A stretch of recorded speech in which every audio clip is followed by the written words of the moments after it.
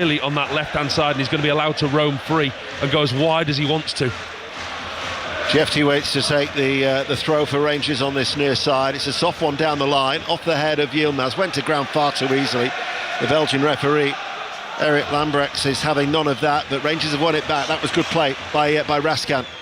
Combative midfielder, does love a tackle, and broke up the play. Dallo prevented it from reaching Cherney over on that far side. And here is Collier. Big night for the young midfielder. They have made 5 changes from the team that lost to Brighton at the weekend. Manchester United, they travel to Fulham this coming Sunday.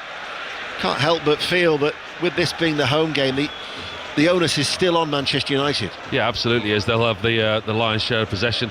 But like we said about Rangers in Europe, you don't know what Rangers is going to turn up. They've been inconsistent in the league. They've won the last 2 games. Disappointing after the big win against Celtic to pick up 2 draws. Just interesting looking at Manchester United now. They definitely have lined up with Bruno Fernandes in a deeper role alongside Collier. It's Eriksen and Garnacho that are the ones that allowed freedom. And here is Garnacho coming forward and running at pace, enters the penalty area, tries to cut the ball back. Sliding Balogun got the ball away for Rangers, and it will be a Rangers throw as Bruno Fernandes was quick to close down James Tavernier, who is the longest serving right back and captain for the club. The 33-year-old Bradford-born James Tavernier, a Yorkshireman, the highest scoring defender in British football. An incredible 128 goals in 491 appearances. That's some record. And I think his assists as well. His assists are up there as well, aren't they? It's an incredible scoring record from a defender. I think it just shows the attributes that he has. Been in and out the side a little bit this season, but now back in a firm fixture. Ahmad on this near side, faced up by Jefty. Yilmaz will come and double up on him. They'll try and double down, will Rangers on this near side, the right for Manchester United. Ahmad's ball inside, Fernandes chips it to him. Jefty with a downward header, Yilmaz can't get there. Picked up instead by Eriksen for Manchester United. Cross comes in, Balogun will clear it away. Not walking too freely at the moment is Liam Balogun, the very experienced 36-year-old Nigerian international defender, back in his second spell at the club. Wasn't just wincing a little bit, but as he got the ball away, it'll be a throw to Rangers, 0-0. It was that challenge on the far side. Balogun tracked Garnacho stride for stride, slid in, just maybe overstretched, as you say, not moving the most comfortably at the moment. Here is De Ligt, back to Martinez. The bald-headed Philippe Clement is out getting his instructions across. He'll be hoping for a better fortune than when he did when he was the Bruges manager. Lost 5-0 here in what was a 6-1 aggregate defeat 4 years ago. Philippe Clement, who is very much under pressure. Pressure never too far away when you're managing either of the old firm. Here is Ahmad, gets away from Jefty, but Jefty recovers back goal side. Ahmad, though, still running on his toes. Again, they double up on him, with Yilmaz helping out. Back it goes to Eriksen, low ball in. Zirkzee couldn't get there. Barron releases Cherney. Now he's always a threat, and Cherney is running forward with pace over the halfway line. Igan is the only player who's up with him. He waits for the support. It was looking for the run out by Barami, and he just couldn't get it to him, and Manchester United squeezed out that opportunity. 0-0. You can see why he's been such a big threat this season. Cherney on that right hand side, on loan from Wolfsburg. There's a talk that Rangers want to try and buy him. Have they got the finances to be able to do so? That's the next question. But his goals, his assists that he's contributed in the league, 3 goals in the Europa League this season, he's a real threat. And that's, if Rangers are going to sit deep and absorb pressure, players like him on the break are going to be key to them. He's been Rangers one of their best players this season. 12 goals in his 33 appearances. 0-0, 7 minutes played, 5 live and BBC Sounds for a third night of successive European football on the good old wireless as the ball runs out of play and it goes out for a goal kick that Butland will take. 18 unused substitute appearances during his loan spell here a couple of years ago, including on the bench for the FA Cup final when they lost to Manchester City. As Jack Butland, who's certainly done well, coming back into the side after missing the last 6 with a heel injury, and only recently has celebrated the birth of his 4th child. So he's Jack Butland back in the team for Rangers. His ball flat downfield. Igerman gets away from De Ligt, who tried holding him back. Igerman then, as he was running at pace, tried to play it and drilled it towards Yilmaz, but it was behind the Turkish international, and it goes out for a throw. Still goalless. That was unlucky by Ingeman. It was a lovely ball by Jack Butland. You can see what they're trying to do, Rangers. They set up and Jack Butland drills it chest height all the way, halfway up the pitch to Ingeman, shows his strength, holds off the licked. Just a poor final ball from him. Belgian referee has given a free kick to Manchester United for a foul on Xerxes. Ahmad takes it back then to Yoro De Ligt, who is the central figure of that back three. Martinez, one of the 5 changes, running forward over the halfway line, and then plays it towards Dalot. Dalot now can run forward. Garnacho's going on ahead of him, cut out by Tavernier, who's able to clear that ball on the run. Cushion header then by Barami. It was aimed towards Cherney, and then Fernandez, as Paul Robinson quite rightly has pointed out, playing in that deeper role, collects it on the Manchester United left, that far side, and knocks it all the way back to Altay Bayindir, who making only his 5th appearance of the season instead of Onana, after his mistake, of course, against Brighton at the weekend. Collier caught in possession. Ingeman collects it, sidesteps, plays the ball forward. Opportunity. Raskan couldn't take it, and then the chip from Yilmaz. He just couldn't keep his feet. Couldn't Nicola Raskan, as he made that way in towards the penalty area. And the Manchester United defence at 6s and 7s, and he just stumbled at the wrong moment. It was Collier who lost possession of the ball, and the turnover of possession. Rangers was so quick. Little interchange of passing. Ingeman and Raskan found himself one-on-one with Bayindir. Bayindir found himself in no man's land. Actually gets really lucky, the goalkeeper. He stands up, and Raskan tries to go around him but gets it wrong. Goalkeeper may have got the slightest of touches on it, but he's out of position. It's a decent save by Bayindir, but he does get lucky. But a warning sign for Manchester United. Really good quick turnover from Rangers. Very much so. He actually hasn't scored since October 2023, and just couldn't keep his balance or indeed his composure as he entered the penalty area. 10 minutes in, 0-0. Another 8 o'clock kickoff is our featured game in League One. Wrexham Birmingham. Sarah O'Carroll. The race course is bouncing because it's Wrexham 1, Birmingham 0. Ollie Rathbone capitalising on a Birmingham defensive error, ran through the middle and fired it home. It's Wrexham 1, Birmingham 0. Phil Parkinson's side unbeaten at home, and if it was to stay like that, they would move to within 2 points of Birmingham at the top of League One. We'll keep you fully in touch with that key game as Rangers win the ball with Tavernier, floats it forward. Yilmaz on the volley, beaten out by Bayindir. It was around head height, and he pushed it away from one Turkish international to another as Ingeman has a shot, and that took a deflection and is saved. Lovely ball floated through by Tavernier, and Bayindir kept it out. No, you can see why Tavernier's got so many goals and assists to his name. It's a lovely ball by the Rangers fullback, flighted to the far post. Yilmaz completely unmarked, 12 yards out on the angle, catches it sweetly on the side foot, but it's straight at Bayindir. Another opportunity for Rangers. They've certainly not come here tonight to sit deep and shut up shop. They've had the best 2 opportunities of the game so far. Well, Tavernier said they wouldn't park the bus. You heard what Tom English was saying about his conversation when he had that sit down with Philippe Clement last week.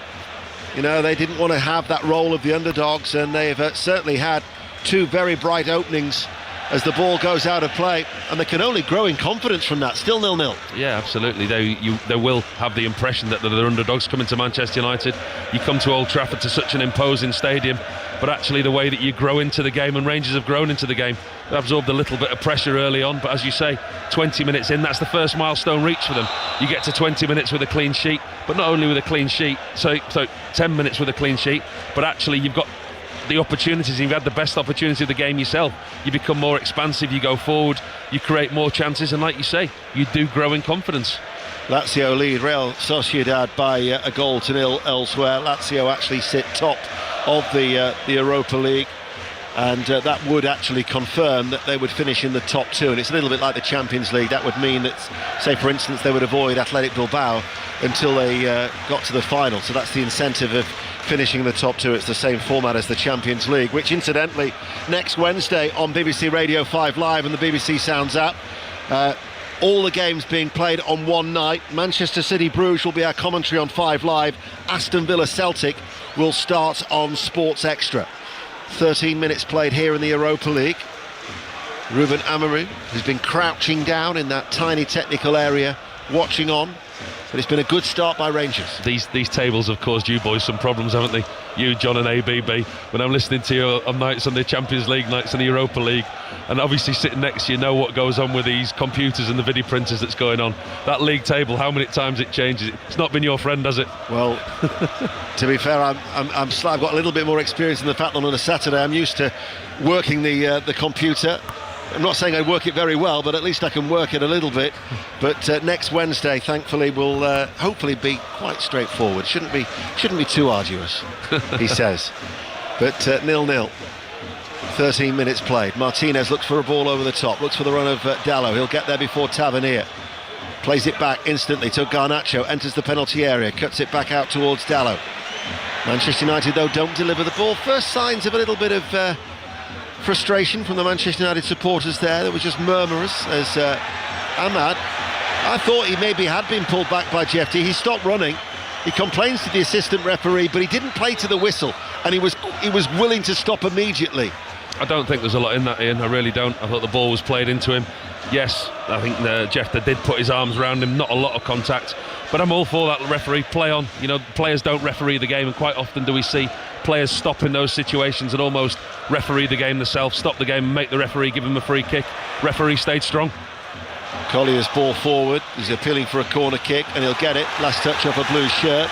The Rangers supporters in that corner away towards our right. The section on the front, I don't know, 3-4 rows haven't stopped bouncing up and down since the first whistle was blown, and incessant chanting from that quadrant to our right, which is in fact where Ahmad, who is being booed and jeered by the travelling support, is going to take a corner kick for Manchester United. 0-0. Ahmad, left-footed, crowded area, good header away, under pressure by Balogun, and it will go out of play for a Manchester United throw as he goes down that gentle slope here at Old Trafford and waits to take the throw. Still goalless. Yeah, good strong header by Balogun. A well-worked set play by Manchester United. Group of red shirts bulked at the far post, all made their way to the near post, right underneath Jack Butland's crossbar. Well defended. Ahmad trying to get past Barami to Collier. Ball in was cleared by Tavernier, only as far as Dallo. Stabbed forward to Garnacho, left-hand side of the penalty area. Enters the box, curling effort, always going over the top, right-footed. Goal kick, 0-0, Paul Robinson. Does look sharp though, Garnacho, doesn't he? Playing in that role in behind Zirkzee on the left-hand side. But Ruben Amorim clearly knows that he's better off, more effective in that wide position. He plays narrow, but when they're in possession, he does get wide, and there's another opportunity for him. Comes off the touchline, cuts inside, seen him with his right foot, quite often bend those into the top right-hand corner and hit the target. Went over the bar that time harmlessly. His last goal was actually in this competition against Bodo Glimt at the end of November. He's gone 12 games since without a goal. Has Garnacho for Manchester United as the ball goes back to Bayinda, plays it to Yoro, collects it, right-hand side of the penalty area. Right-footed ball is a long one, up towards Joshua Zirkzee, bounces off his chest. Again, he was holding the ball up and drops to his knees and gets a free kick for his efforts. And in fact, Robin Pröper, who is the brother of Davy, formerly of Brighton and Hove Albion, is just getting a talking to from the Belgian referee. I think that was more for his back chat and frustration about the free kick being given rather than the challenge. It was just two players coming together, had his arm around Zirkzee, pulls him back. He's strong as Zirkzee when the ball comes up to him, holds it up. There's no way that Pröper could get round him. Here is Martinez inside the centre circle. That's the voice of Paul Robinson, the former England international goalkeeper, who's with us here on BBC Radio 5 Live, as well as the BBC Sounds app.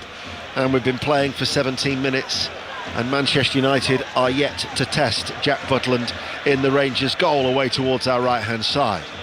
Martinez will run forward along the ground. Eriksson is able to turn and quickly passes the ball forward on the diagonal out towards Ahmad, able to run into the Rangers penalty area, right-hand side, but again they were quick to double up on him, and the block came in, and Ahmad will let it go out of play for a throw right down by the corner flag. Takes it quickly to Yoro, who just shuffles the ball away from Yilmaz, who gets a block in. Jefty is there as well, the Brazilian defender, closed down by Eriksson, goes up in the air.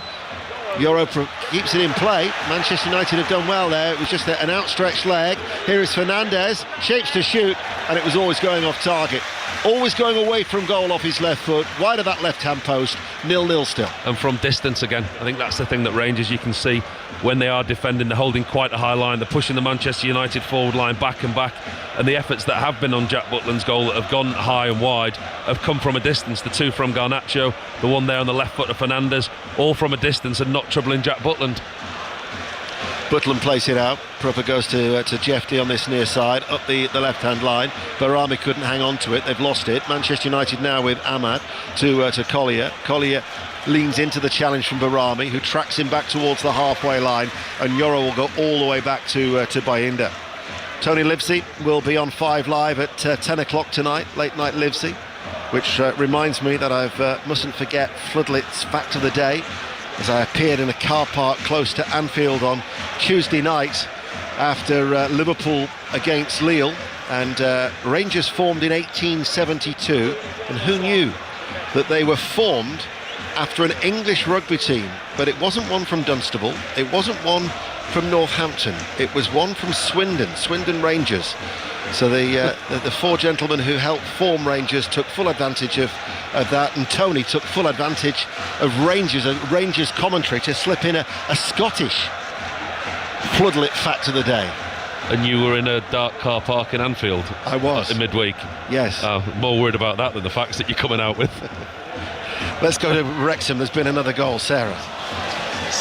And it's now 1-1, Wrexham 1, Birmingham 1. A header from Lyndon Dykes from a corner did take a touch from the Wrexham player Elliot Lee as he tried to stop it going in. So it's Wrexham 1, Birmingham 1. Thank you, Sarah. 1-1 there. Birmingham looking to extend their long unbeaten run in League One, as Xerxes' cross is easily cut out by Prepper, and it'll be away by Tavernier up towards Ingham. They're unbeaten in 14 actually, are the League One league leaders, as the ball goes back to Bayinda. It was either that or stop on at a service station, which, to be fair, we are partial to, don't we? Don't know. We are partial to a service station stop every now and then. Only every now and again. 20 minutes played, and it's goalless on 5 Live. Been a good start though, hasn't it, by both teams? I think both managers will be reasonably pleased with what they've seen, from what they've got from their teams.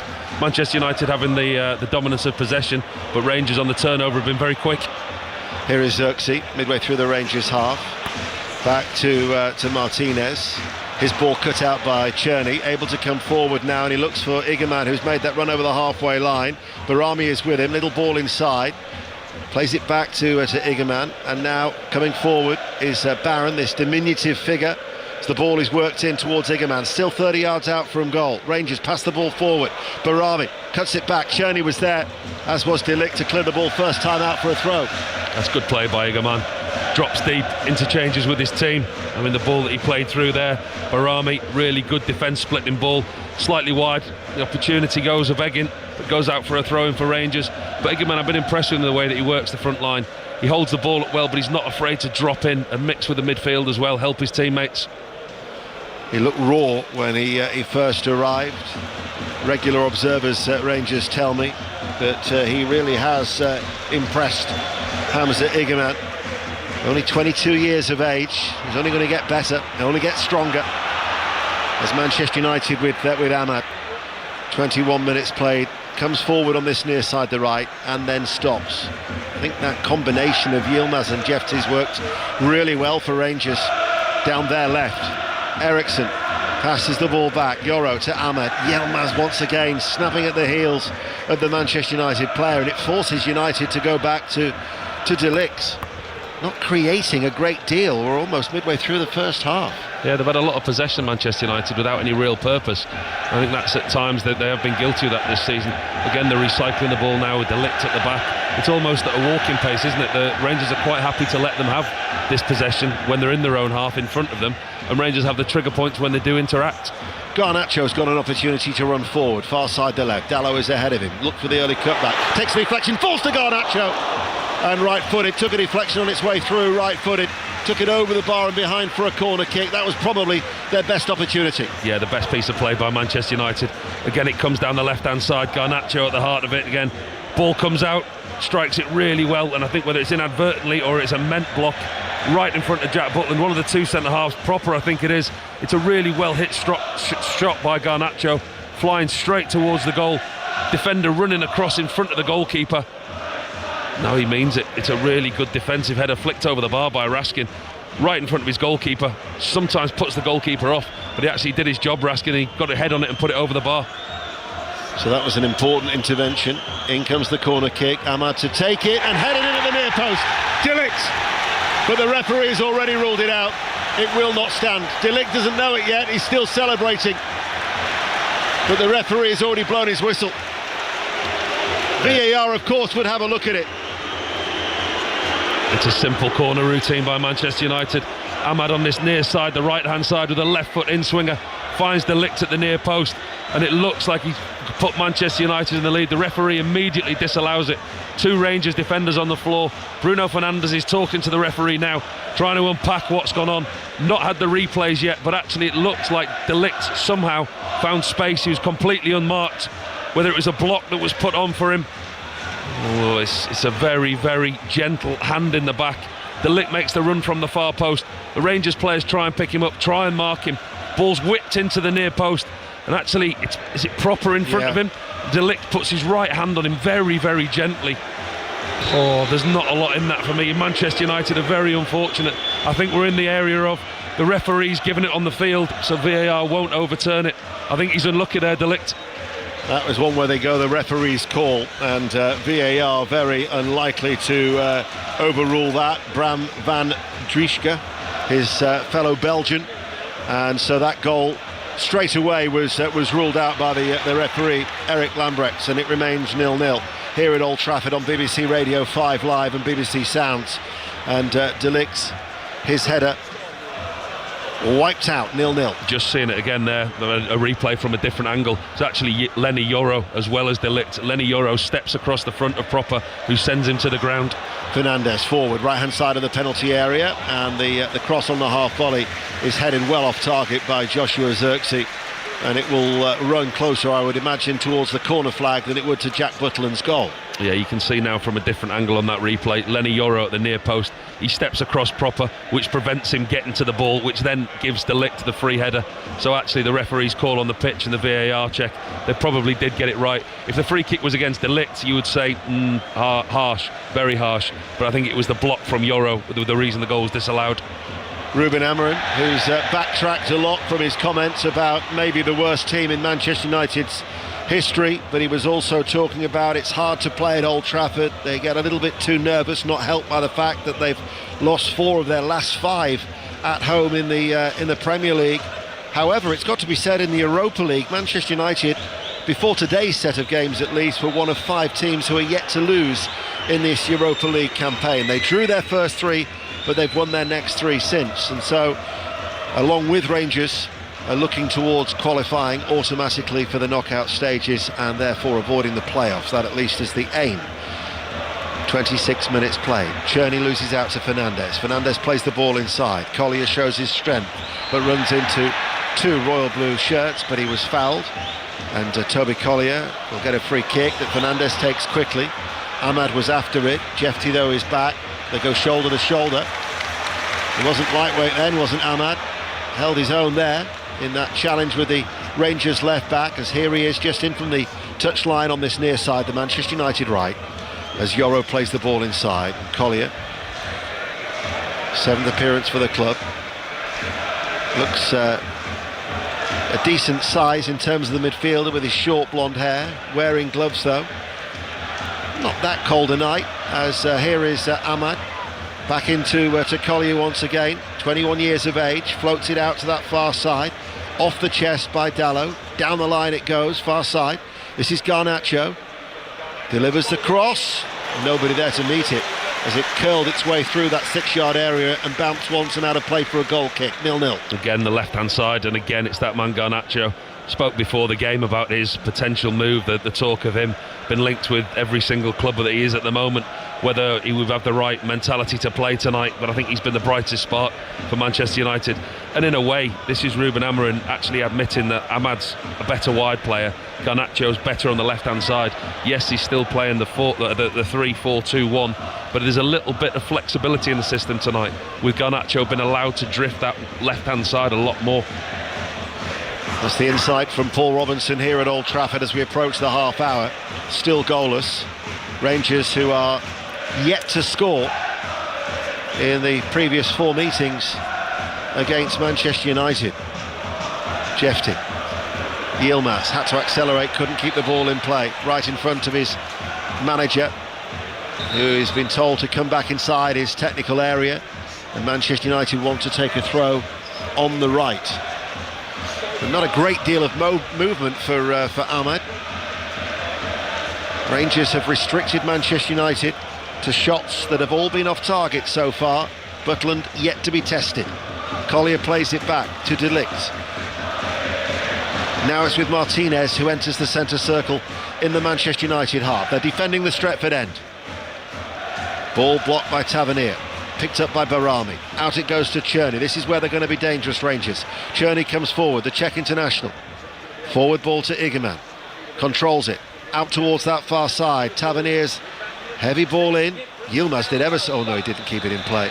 It's a nice cushioned control with the top of the right boot, but it just strayed and it'd gone behind for a goal kick to Manchester United. Well, it was a lovely touch by Yilmaz, wasn't it? But I think he had just gone over the line. Tavernier again on the right hand side. It was a high looping ball over to the far post. Ball already gone out of play. There is a little bit of a lull in the game, in the atmosphere as well. You just feel that Manchester United at times pedestrian-like in the build-up, slow.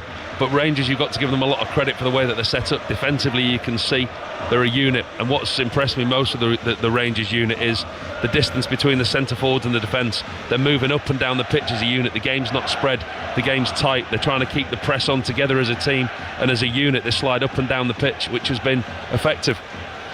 Well, Rangers have won the ball over turnover in the midfield. This is Czerny, look towards Barami. Stepping out of defence was Martinez. He continues to come forward to Collier. Took it into his right foot very, very neatly and passes the ball out to Yoro. Yoro now can come forward, accelerates, opens his legs a little bit over the halfway line. Ahmad's ball inside, little touch by Eriksson. Proper though goes sliding into the challenge. Ball breaks towards Yilmaz. Now finds it inside. Barami's forward ball. This is Igerman. Holds on to it. Plays it back towards the centre circle. And now it's Barami who spreads it out towards Czerny. Looking promising for Rangers. Coming forward now. Right corner of the area. Czerny's cross. Blocked. It'll roll out for a Rangers corner. 0-0. Philippe Clement applauds above his head. Yeah, he's pleased. He's been trying to get a message onto his players for the last 3 or 4 minutes. I think it was a communication issue, trying to get the message on. He was talking to his players about getting the ball over to that right-hand side, the switch of play. Because as we've said about Czerny, he's been a really integral part of what they've done, and when he has got the ball tonight, he's looked a real live wire. Gets the ball now, gives his team a corner and an opportunity to put the ball in the box. Rangers, who've saved some of their best form for European competition this season, certainly showing a threat. They'll always show a threat when Czerny's on the ball. He's got that corner kick to take on that far side, the right. The arms go aloft, playing from right to left. It's an in-swinger, and it comes off the head of Dallo at the near post, and it will go behind for another corner kick. So from one corner on the right in front of the Stretford end, it'll be a corner on this near side, the left. I'm not sure he knew that came off Dallo, then Lenny Yoro. I think Yoro was in control. He had an opportunity to maybe keep that ball in. He let it run out thinking it was a goal kick. Tavernier is the player who's going to take it on this near side, right in front of the tunnel area at Old Trafford. 14 minutes to go to half-time, still 0-0. The right arm aloft from Tavernier. It's right-footed. Bayanda gets it away with under pressure, gets one hand to it. Ahmad waits for the ball to drop, and it had to drop a long way, and he was fouled by Yilmaz about 6 yards outside the centre circle, and it'll be a Manchester United free kick inside their own half. Again, another sign, another showing of that blue mass all together, moving back from the corner. They had the set play, they had their opportunity. 6 or 7 bodies committed forward into the Manchester United box. As soon as they lose possession, everyone tracking back. Lovely touch by Ahmad. Raskin does what he needs to do, takes the foul in the middle of the pitch. De Ligt, forward ball. Collier plays it back. Yoro able to assess his options, goes along the ground towards Ahmad, dropping back inside the Manchester United half to De Ligt, quickly closed down by Czerny. There's the trigger, as Barami and Barron were looking to do so and press from the midfield as well. They then switch it to Manchester United, out towards that far side for Garnacho. Garnacho is 30 yards out from goal, lays it back, Fernandes. He will run with the ball in field, and then Collier is to his side, to the right, and Collier goes now to this right touchline. Ahmad looking to go on the outside of Jefti, but Jefti gets a foot into the challenge. It's a Manchester United throw down by the corner flag. They've done well on the left hand side, Jefti and Yilmaz. I think that's something that Philippe Clement's clearly worked on, with Ahmad on the right, the two fullbacks. I mean, they're both naturally fullbacks, but they double up well, track back, and they've made space few and far between. Ahmad tries to get past, but he's blocked by Raskin. Certainly when Tavernier was out of the side, Yilmaz, although he is a left back, was filling in, showing his versatility as a right full back for Rangers of late, as Fernandes tried to pass the ball to Dalot, cut out though by Tavernier, and the break is on for Rangers. Tavernier partially stopped by a sliding Fernandes. They lose control of the ball and it runs back towards Martinez. Early forward to Garnacho, rolls it out towards Fernandes. Tavernier is back in position. Barron comes across, Fernandes runs in field, plays it forward. Prupper was sliding and cuts it out on the edge of the Rangers penalty area. Martinez, short and forward, Fernandes. Everybody with the exception of Igerman is back behind the ball for Rangers, as Manchester United seeing a lot of it, but not really causing Rangers too many concerns. And that defensive unit that I spoke about, they're narrowing the gaps between the fullback and the centre half when Manchester United are in possession, and they do encroach into Rangers territory. The gaps between them narrow. Manchester United are struggling to move the ball quick enough to pull people out of position and to pick holes in this Rangers back four at the moment. Here is De Ligt just outside the centre circle in the Manchester United half. Yoro was under pressure from Yilmaz. It was a hurried ball downfield because of the presence of Ridvan Yilmaz running towards him, and it goes out of play for a Rangers throw, as the Rangers support continue to generate all the noise inside Old Trafford. They've started off really well, Rangers. I think they weathered the storm early on without really conceding that many chances. Manchester United have dominated possession, but as I said, on the turnover possession, Rangers have had their opportunity. They've showed that they're not just coming here to sit and defend. They've had arguably the better opportunities going forward. Possession stats won't add up in their favour, but actually the shift that they've put in and what he's got from his side so far, Philippe Clement, I think he's quite content on that touchline below us.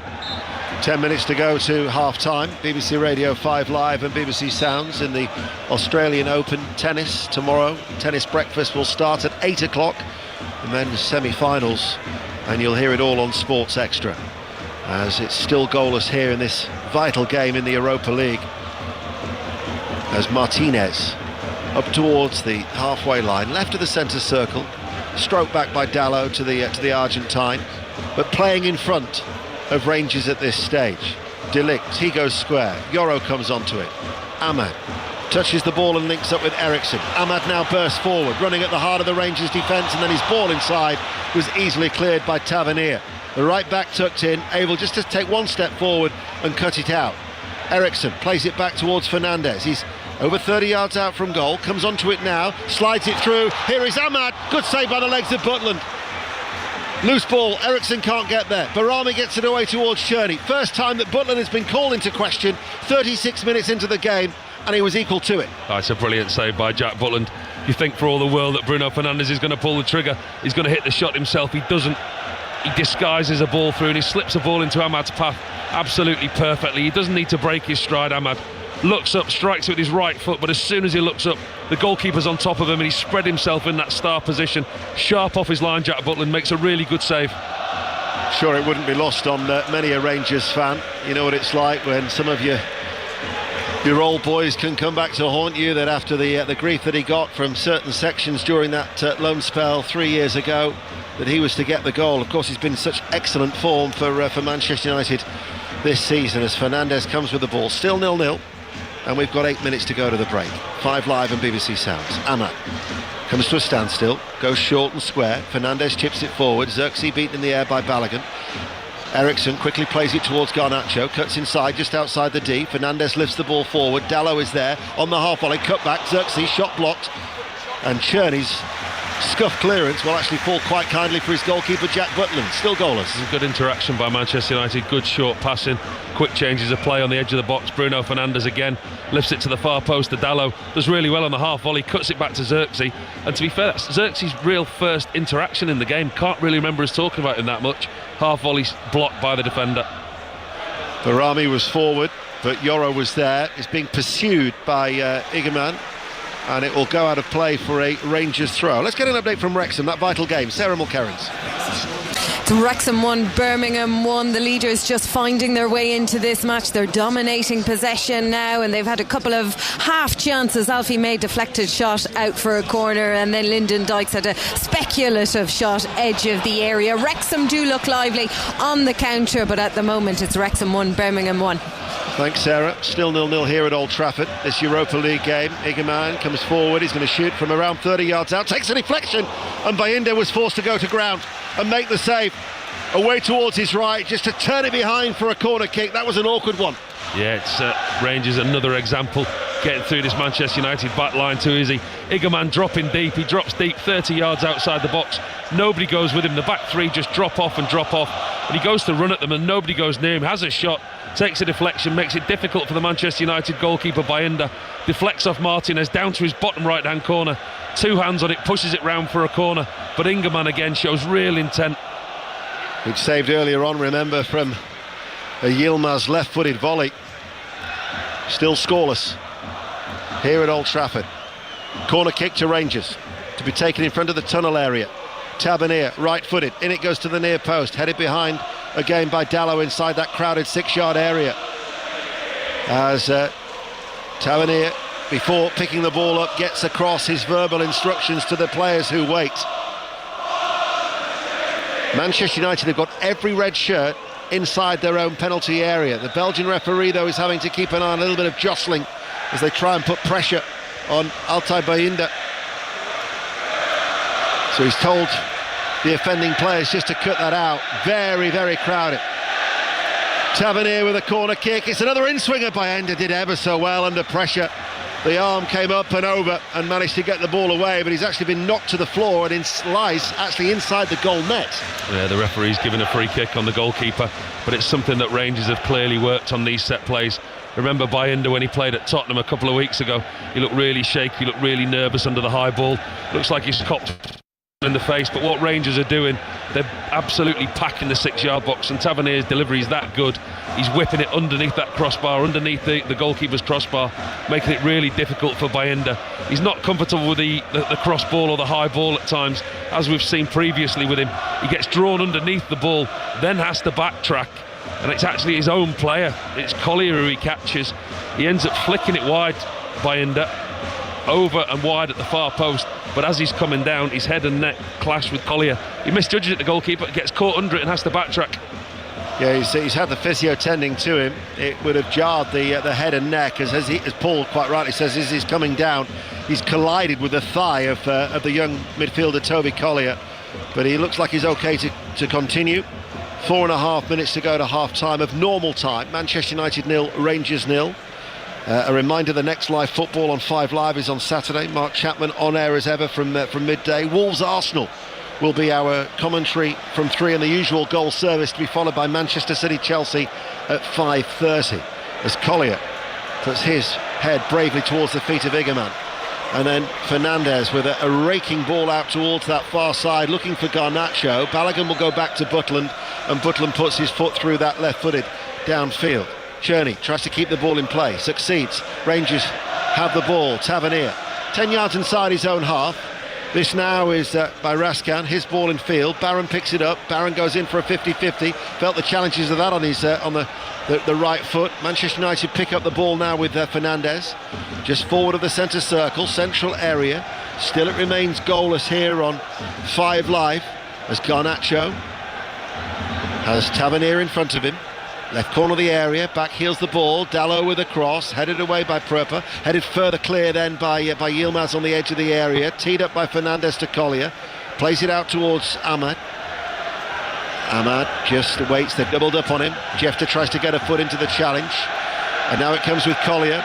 Now you can hear Old Trafford in stereo sound with their supporters finding their voices with 3 minutes to go of normal time of this first half remaining. Ahmed out towards Dalot. Dalot waits. Fernandes makes himself available. Rangers keeping their shape, keeping their discipline. Dalot once again out towards the left, can't find a way through at the minute. This is Fernandes, tees up Martinez, takes it on, shoots! Good save by Butland. It was travelling, hit it left-footed, tumbling save by Jack Butland, and a strong right hand as well behind for a corner kick, 0-0. I tell you, he's hit that, Martinez, hasn't he? He's hit that with real force and power. Didn't look like Manchester United were going anywhere. Bruno Fernandes, Martinez comes up on his right hand shoulder, just plays it into his path, one touch onto his left foot, and he hits it really, really well. Troubles Jack Butland high to his right hand side. Really well struck on the left foot of Martinez. It's close enough to Jack Butland, but he doesn't take any chances. Dives to his right with a top hand, good strong hand, pushes it away for a corner. Manchester United's best attempt, arguably, apart from the disallowed goal. Yeah. Said earlier on that Barron had gone in for a 50-50 challenge, and you could see that he'd been hurt. He got a knock on his right foot, and he's gone down inside the penalty area, so there is a stoppage in play with less than 2 minutes of normal time remaining here on BBC Radio 5 Live. Diomande, of course, is out suspended, so they've got actually coming back Tom Lawrence from injury, who began his career, of course, at Manchester United. But it would be a real blow to lose Conor Barron, who they picked up on a free from Aberdeen in the summer. As the Rangers supporters watch on with maybe a degree of anxiety. Yeah, just seeing a replay of it now on the screen in front of us. It was that challenge with De Ligt. Goes in the old-fashioned side foot challenge. Both go for the ball. They hit the ball at the same time. Barron just opens his right knee out, just feels his knee ligaments on the right-hand side, which is what he's saying to the physio and the doctor. He's up and he's walking off the pitch on this near side towards us. Looks to be moving okay. They will hope that he will be in a position to continue as we enter the last 60 seconds of normal time. Still goalless.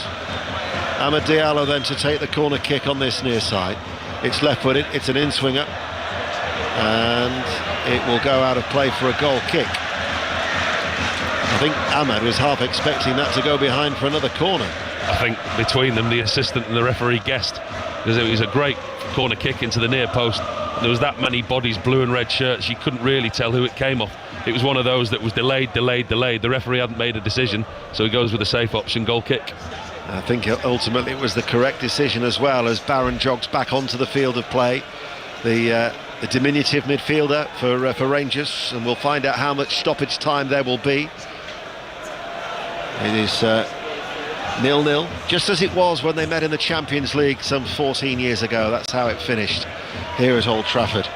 And then a Wayne Rooney penalty got the only goal of the game late on when they met at Ibrox. 3 minutes of added on time, a minimum of 3, which we're now into. Here is Eriksson for Manchester United, just inside his own half. Collier plays it to Martinez, can come onto the ball, and he's over the halfway line. Dalot again accelerates ahead of him. Garnacho tries to tickle into the path of Dalot. Fernandes flicks it again in that direction, but Rangers deal with it well, clear it. Fernandes lifts it forward. Dalot has stayed, but Tavernier will hold him off, and Tavernier finds Czerny, and Czerny will win a throw off the legs of Bruno Fernandes, and Rangers get a throw midway through their own half. You feel there's a makings of a really good game here, don't you? You feel that there's a story that's about to unfold in the second half. It's just bubbling under without actually really catching fire. A couple of opportunities for Manchester United. Rangers not afraid to go down the other end. I mean, it's an old-fashioned saying, an adage that we say all the time, but one goal will change this game. It really will spark it into life. At the moment, you feel it's just bubbling under the surface and ready to go. Well, bearing in mind that Rangers are at home for their final fixture next week against Union St Gilloise, who will probably without a 25th, so they're going to need to win that just to get into the playoffs, the Belgian side. Whereas Manchester United, they travel to Romania for the team formerly known as Steaua Bucharest, who are currently in the top 8. They lie 7th after they won away at Karabakh by 3-2 earlier today. So 2 very interesting fixtures next week. Here is Yilmaz. Igaman is with him, couldn't control on the edge of the area, and Manchester United get it away, and then there was a foul on Lisandro Martinez, and that'll be a free kick to Manchester United. Yeah, there's a foul on Yilmaz first, which is what the Rangers players are surrounding the referee suggesting. The lick on Yilmaz first sends him to the ground. It's Igaman that goes through and he catches Martinez, but actually the referee thought he was playing Rangers an advantage, but it wasn't in the end. That strange noise, by the way, when I went, yeah. I was going to say, was that a glitch or was that you? That wasn't me saying no in Russian. Oh. I was pausing as I had to just scroll down with the league table. That table again, it's causing you bother again, is it? Yet, that was deliberate. Stoppage time, 0-0. Manchester United Rangers. Garnacho stopped. Balogun caught as he came out of that challenge hopping. And it will be a Rangers throw over on that far side as a number of spectators are heading towards the exits for their half-time refreshments here, but Balogun has stayed down. And the physio's been called for. This will only extend the minimum time to be added on, but he does look in a lot of pain, does Liam Balogun, who they back in a second spell after that time with another Rangers, Queen's Park Rangers down in London, formerly of Brighton and Wigan. Got a goal against Aberdeen on his return after missing 5 with injury. But with his experience, and it is a problem area for them too. Nsiala is ineligible. You've still got Dujon Sterling, who's very, very versatile for Rangers, who's out injured as well. So they'll hope that Balogun is able to continue. So we've got a stoppage here. It means we can get a half-time scoreline from Wrexham. Sarah Mulcahy. A lively first half. It's Wrexham 1, Birmingham 1. The hosts went ahead just 9 minutes in, capitalising on a defensive error. Ollie Rathbone was strong to challenge, cut free, finished brilliantly from 20 yards out. But the League One leaders then were level. Corners proving problematic rather for Wrexham. Lyndon Dykes able to get free at the far post. He headed in. Birmingham have been better since then, but it's all square at the break. Wrexham 1, Birmingham 1. Thank you, Sarah. The notable absentee at the back is John Sutar, who's been out since mid-December and was their best defender. He was having an excellent season before he was out with injury. But Balogun is hobbling, but he's back on his feet. Play is back underway. And there, in fact, is the half-time whistle. But Balogun is still in a lot of pain. He's actually just buried his head inside the royal blue shirt of Rangers. If he was to reappear at the start of the second half, I'd be surprised. Yeah, he's in a lot of pain there. You could see it was a challenge by Joshua Zirkzee over on the far side. Zirkzee clearly gets the ball, but as he does, he just catches Balogun on the ankle, and he went down and he had his head in his arms for quite a long time, face down into the turf, holding that left ankle. Had a bit of treatment on it, but he's really is struggling now as all the players make their way off to the tunnel on our left hand side. He's meeting with his manager Philip Clement on the halfway line, clearly some distance behind the players, unable to keep up. He's struggling.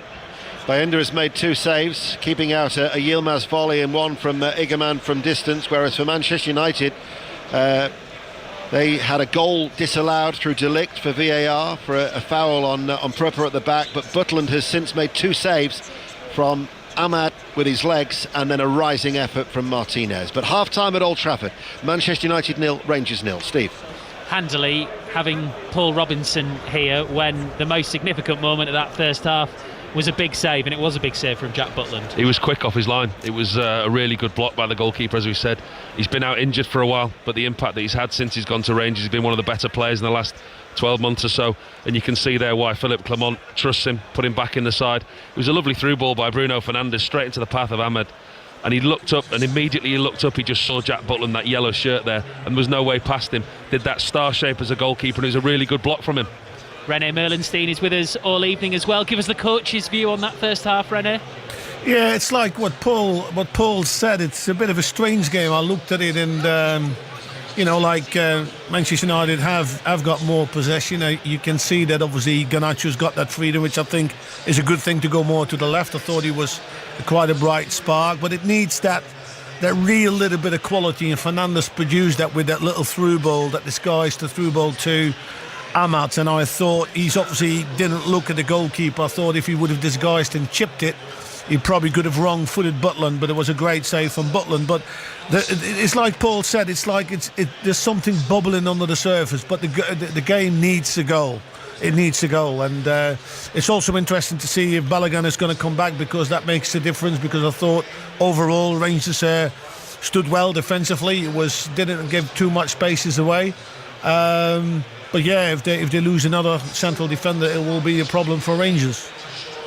I suppose the good thing, René, is that, you know, if this was a Scottish Premiership game or a Premier League game, you wouldn't necessarily know whether or not it was going to go from bubbling over the surface to, you know, properly exploding into a great game. But the reality is, I was looking at the live scores now, Manchester United in the live Europa League table are 9th and Rangers 11th. So neither of them want to go into their final games. Rangers at home to Union Saint-Gilloise, Manchester United away at the artist formerly known as Steaua Bucharest, who haven't lost a single game at home in Europe this season, have only conceded 1 goal. They want to get the win tonight to keep it in their own hands, so it has to change. Well, it has to, and I think Manchester United need to take the game with the scruff of the neck. They need to push the pressure on and try to force that first goal, so that will open up the spaces and probably creates more chances for Man United. I think Rangers, in the contrary, want to stay in the game, so they don't want to do anything silly for the first sort of 20-25 minutes and think if we're still in the game with 0-0, we then try to maybe win it, you know, at the end of the game. So that is, I think, what we're going to see the second half. Good stuff, René. Thank you very much, René Merlenstein, with us all evening. Sprinklers on here inside Old Trafford. Rangers fans having their first break from singing and bouncing of the whole evening so far. So Manchester United 0, Rangers 0, half-time here. Wrexham won, Birmingham won half-time in League One and earlier in the Europa League. Big win for Tottenham Hotspur, 3-2 victors away from home at Hoffenheim. That takes them up to 4th in the league phase table. We'll be back live at Old Trafford after the latest news with Carl Hartley. The voice of the UK. This is BBC Radio 5 Live. Thanks, Steve. The teenager who murdered 3 young girls in Southport last year has been told he'll serve at least 52 years in prison and is unlikely ever to be released.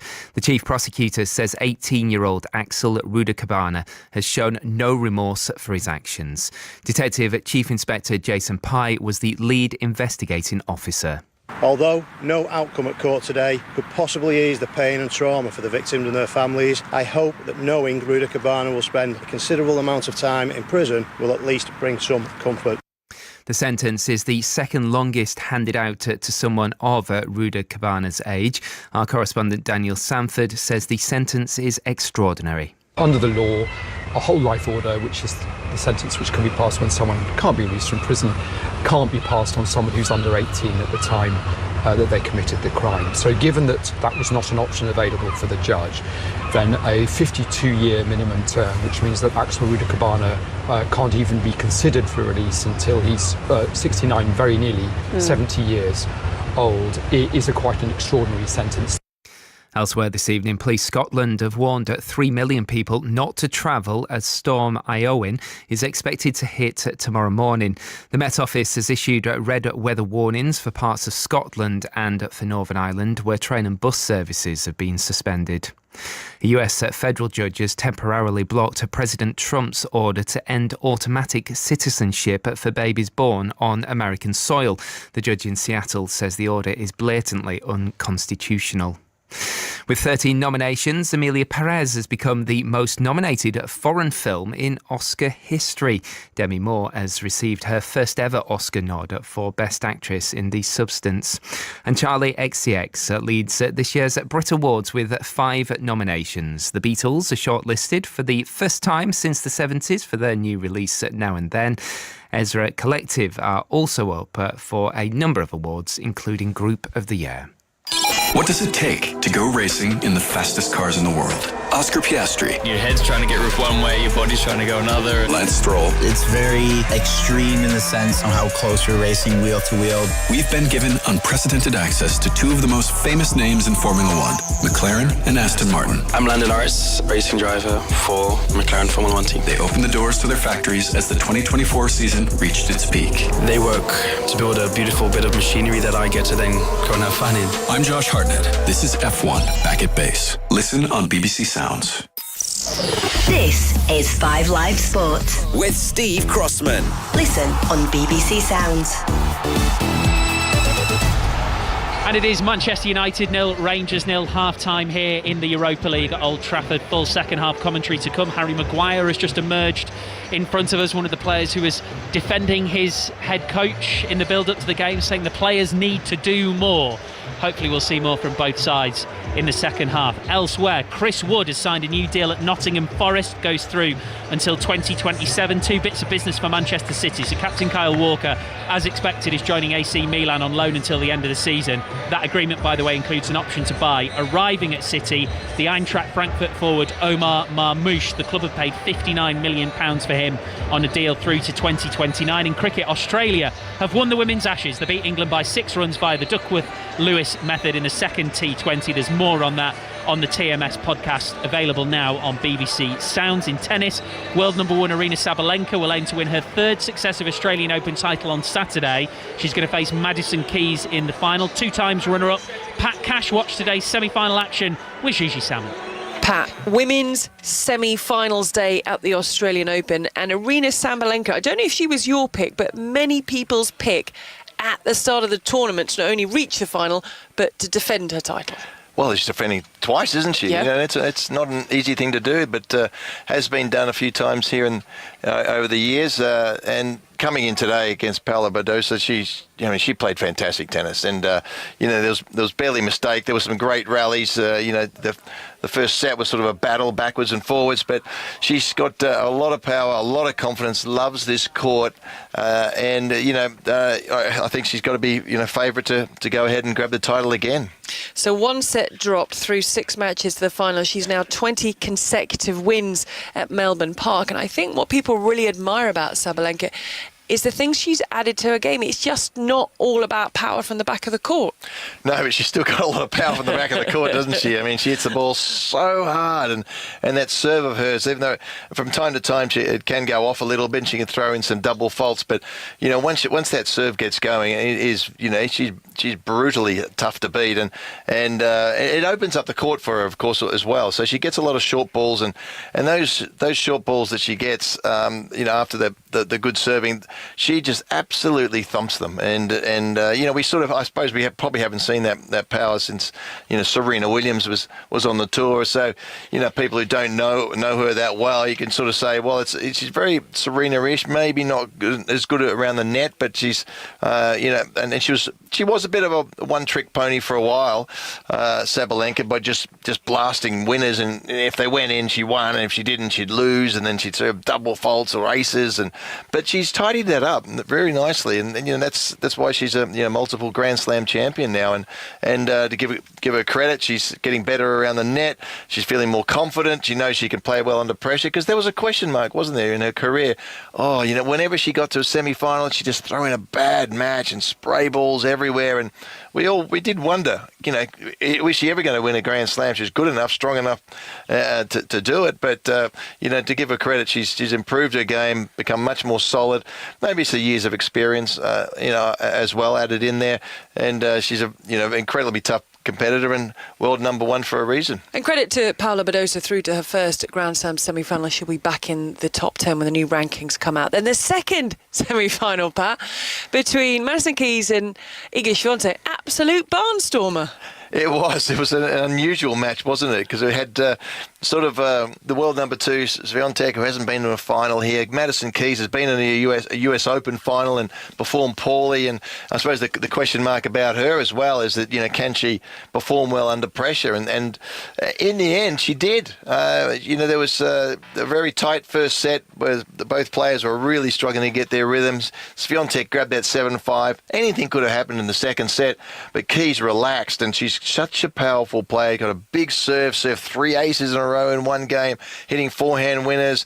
Swiatek's game just fell to pieces, and she regrouped well to stay in the match. She was just barely hanging in there, Swiatek, the whole third set, and then she grabbed the break. We thought, she's going to come through and win the match, and she did have a match point, but the Keys' power straight back down into Swiatek's shots on the quicker courts really troubled her. And Swiatek, of course, is multiple French Open champion, where the court's a bit slower, but on the quicker courts she struggled. And today, in the end, I think that did her in. That the Keys' power just at the end of a tiebreaker, where she had him, had the chances. Swiatek had the chances to finish it off. You give, Keys just held in, thumped a few good winners. It almost felt like she played her best tennis right at the end when she looked really tired. And, well done to her. She's had a tough run through, and she fully deserves to be in the final. Worth hearing from both of the semi-finalists, starting with the winner, Madison Keys. I think I'm still trying to come down and figure out where I am, but really proud of myself for being able to stay in that. Obviously being up in the third and feeling like I was so close to the finish line and losing my serve, and then being able to just kind of stay as close as I could in that tiebreaker until the end. Just really proud of myself for that match. This match was long, so it had many different changes of momentum and many different moments that I could, describe. But I guess at the end, Madison was kind of brave with her decisions, and she pushed me when she needed to, and yeah, I would say I wasn't feeling as free as on previous matches to also push in important moments. For Iga Swiatek, I'm sure that is going to be a tough one to take, but as Madison Keys, what to expect from the final? A lot of big hitting. There's no doubts about that. There's going to be probably not a lot of rallies, but a lot of big hitting, a lot of winners, and the spectacular tennis. And it'll be very intriguing to see how these players deal with the pressure of the situation against somebody who hits the ball just about as hard as them. And that's not often you can say that. Pat Cash and Gigi Salmon Tennis Breakfast back tomorrow morning, 8 a.m, 5 Sports Extra. The RFU's Chief Executive Bill Sweeney says that resigning would be the cowardly way out. He's been criticised for overseeing record RFU losses and job cuts in a year that a bonus scheme pushed his pay to £1.1 million. Our sports news correspondent Laura Scott asked him if he'd considered stepping down. Not once, because I do believe we're doing the right things. I do believe we've put in a very strong performance around making sure the union is financially strong. And if you're financially strong, you can invest in all the various programs we need to do. That's the case. We play a leading role, not only in the Six Nations, but also in many initiatives in the global game, in collaboration with the Southern Hemisphere. And I think there's a lot of unfinished business there. I feel as strongly about the role as I did when I first came in. I have the same energy levels I had. The easiest thing to do would be to walk away. And with all this stuff going on, and we started off this conversation about it's not pleasant. I mean, I'd be lying if I said it was a nice experience. But the easiest thing to do would be to pack it in for all the reasons we've discussed and go and take a holiday for a while. But I think that's just a cowardly way out. So I'd rather step at it, unless somebody says, no, we'd like you to go.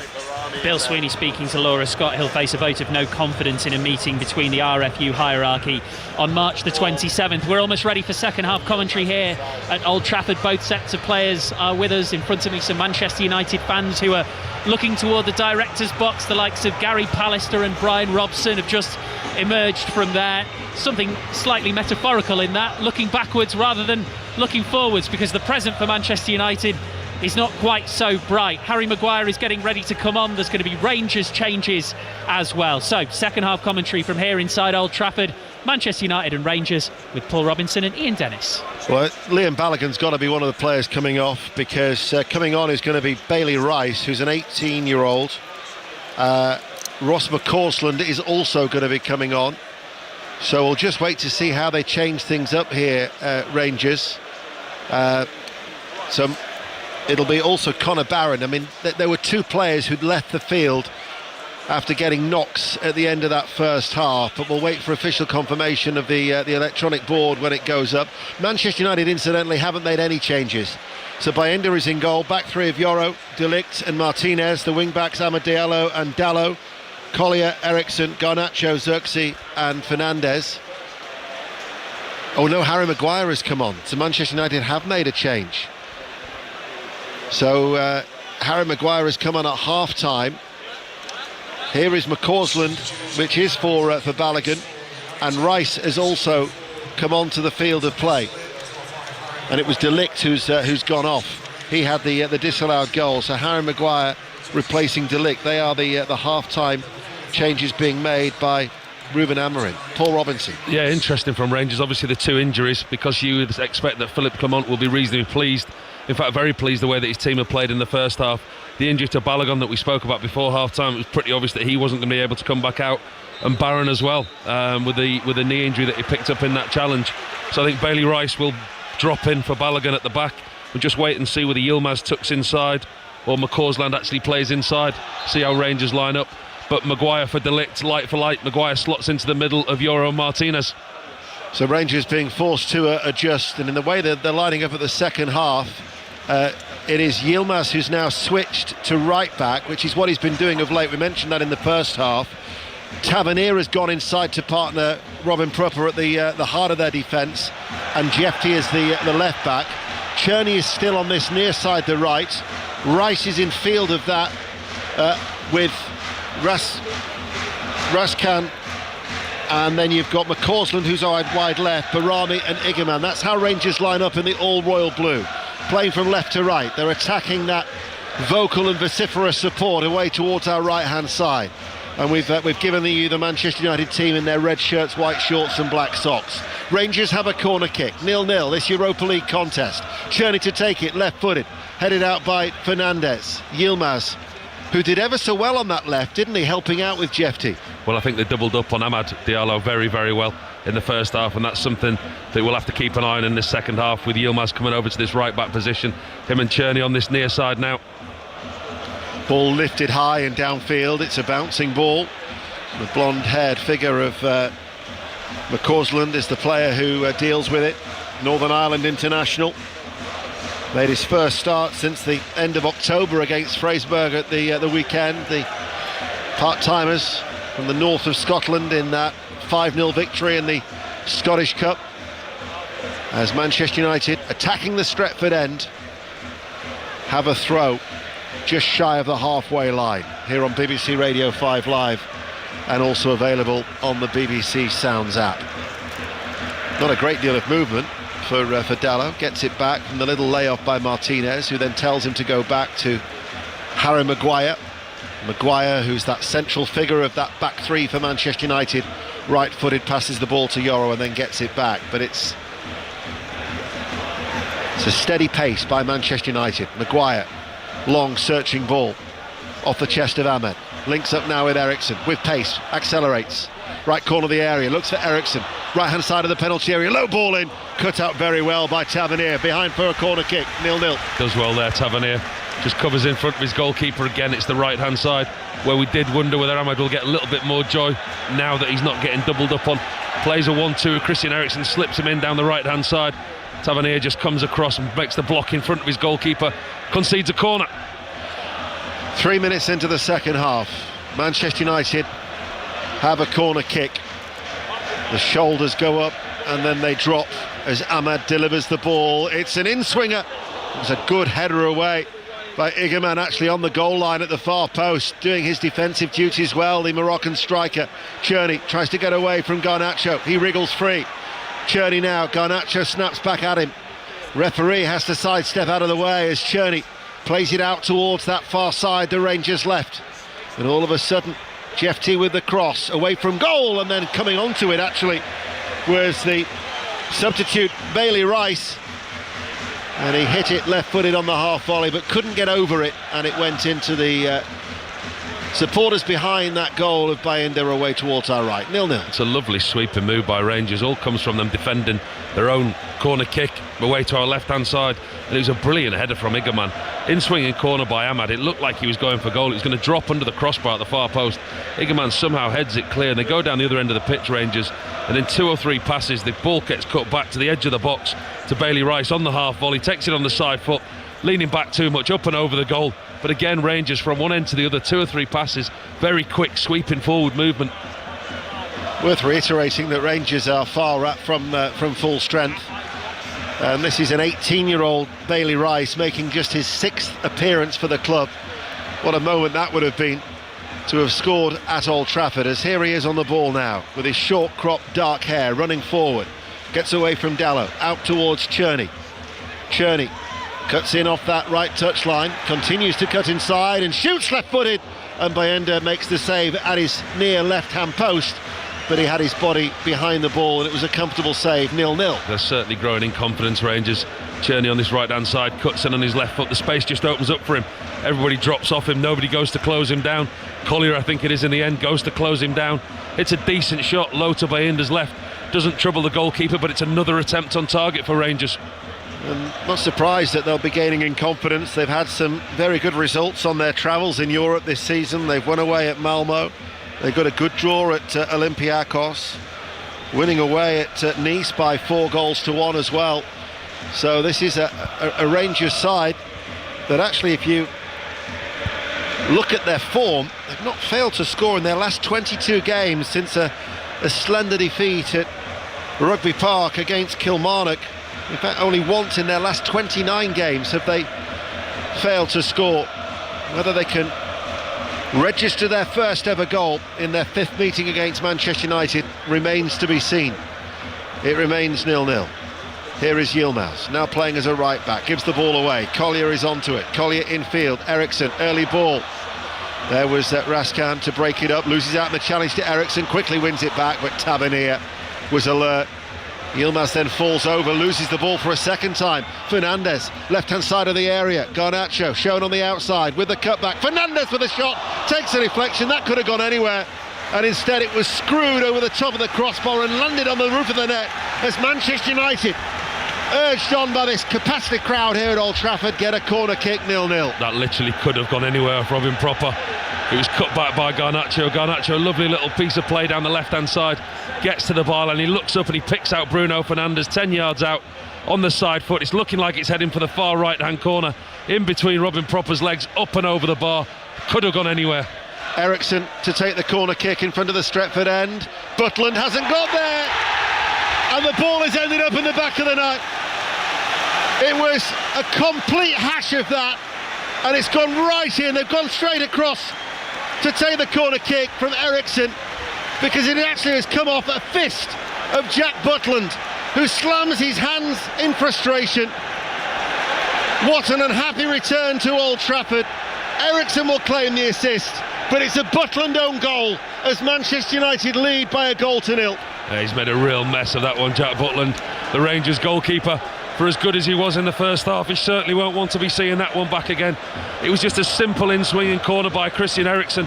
It's a packed 6-yard box. Again, the red shirts pile up at the far post, make the way to the near post. Butland makes the decision to come, and he punches the ball, but he punches the underneath of the ball. He punches the ball with backspin, and he punches it over his own head into his own net. On the ball. It's a really poor punch by Jack Butland. He has the confidence and the conviction to come for the ball, but his contact with the ball isn't there. His contact's underneath the ball. His knuckles skim the bottom of the ball, which puts backspin on the ball. It goes over his head and drops into his own goal. Well, you've got to feel for him, because that's just one of those mistakes that you cannot legislate for. It's just the contact on the ball. He's made the decision to come. He's made the decision to come over the top of the defenders, the strikers. Just at the last minute, the contact with the ball. It's underneath the ball, not in the middle of the ball. And the ball contact puts backspin on it, and it loops up and over his own head. A really unfortunate one for Jack Butland. Manchester United then are ahead. And all those statistics about in the Premier League when they've conceded on 8 occasions in the last 9 games in the English top flight. That opening goal can be put to bed. That familiar feeling not happening here in Europe. Instead, they're looking to extend their unbeaten run in the Europa League as well. Here is Fernandes. Fernandes chips the ball through. Ahmed with a flick. Acrobatic finish, couldn't keep it down. 6 yards out, over the top, goal kick. Manchester United still lead by 1-0. Yeah, playing better Manchester United. Lovely little interchange. Dalot this time into infield, into Fernandes. Probably too much of a straight pass into Ahmad. Would have been offside. Can't quite bring the ball under control. It's bouncing. He tries the little overhead kick up and over the bar. The assistant on the far side has got the flag up for offside. He was well offside looking at the replay. But again, Manchester United just looking a little bit more confident since that goal's gone in. And certainly the Manchester United fans have found their voices as well.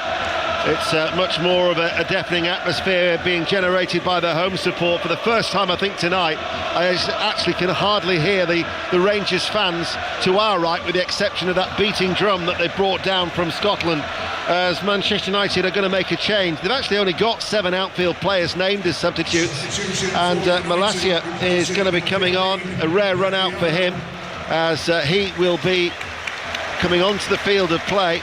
And the player who is going off is going to be Lenny Yoro. Yeah, changed by Ruben Amorim there. Just looking at the whether it's going to change any shape. He sits in there, well, on the left of the 3. It's looking like Malacia. Dalot on the right-hand side, Maguire in the middle, Martinez to the left of Maguire, and Malacia on this left-hand side. So he looks like he's going to drop into, is it the left-hand side, the left wing-back position, or the left of the 3? No, he's going to play the left of the 3, isn't he, Malacia? Yeah. So Rangers trail coming forward. Yilmaz is not in full control of the ball. It wouldn't run with him. He had to stop, check back on the halfway line. In the live league table now, that goal, that Jack Butland own goal, has propelled Manchester United to 4th in the table. So all of a sudden they would be looking still with a chance of actually finishing in the top 2, which would be hugely significant. And for Rangers in 14th, it's probably going to consign Rangers to the playoffs, and they've got a very, very tall order now to get into the top 8 and automatic progression into the knockout stages. Well, Manchester United up to 4th, doesn't that change the complex of the game next week for them in Romania? Yes, it does. You know, the last game, going to what used to be Steaua Bucharest, obviously a very good team at home, but now it places a lot more importance on that trip for Manchester United. It's a game you'll be able to listen to on BBC Radio 5 Live next Thursday, as Fernandez spreads it out towards Ahmed. Showed too much though to Jefty. Hurried clearance, left-footed. We remember Rangers never scored in 4 previous meetings, still trailing then here as Hoyland and Mainu are warming up. Yoro, we'll be hoping that's not a serious injury for him, bearing in mind that it took him time to make his debut. He was ruled out for 3 months of the season after injury in pre-season. So tonight was actually only his 11th appearance since he arrived for the club. Malacia is on, but Manchester United now, as we approach the hour mark, are 1-0 up. The deadlock has been broken as Eriksson chases after Robin Prupper on that far side. His back pass towards Butland, who was a little slow to react, but he got there, and Prupper should clear and gets a throw off the legs of Eriksson. Just a little bit more jittery second half. I think they've struggled from the start of the second half. Rangers obviously losing 2 players and having to have the reshuffle, the 2 substitutions that they were forced into. Tavernier not being as free running down that right hand side, obviously now playing as a centre half. The formation change, the personnel change, they've not been the same team as what finished the first half, Rangers.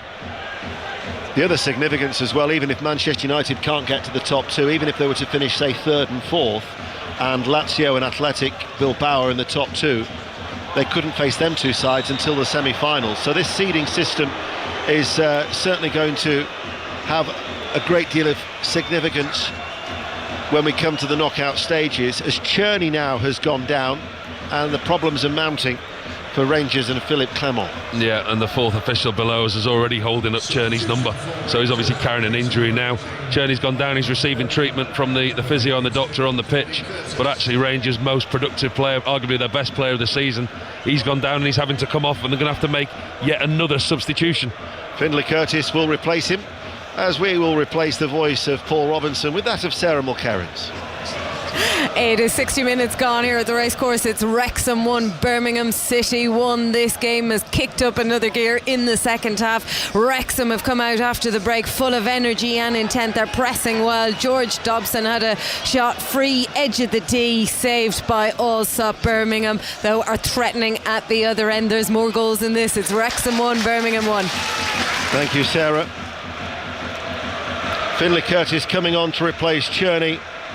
One of Rangers' best players this season. Not a good sight to see him actually hobbling down the touchline and straight to the dressing room. So he's going to get treatment there in the in the Rangers dressing room is Findlay Curtis, another 18-year-old coming on off the bench. He made his debut in the Cup at the weekend against Fraserburgh and actually started out as a striker before moving into midfield. So his second appearance, but quite naturally a lot of concern for the injured players for Rangers tonight. Well, listen, what a great opportunity it is for these youngsters to get an opportunity on this big stage in a game like this against Manchester United and show what they can do.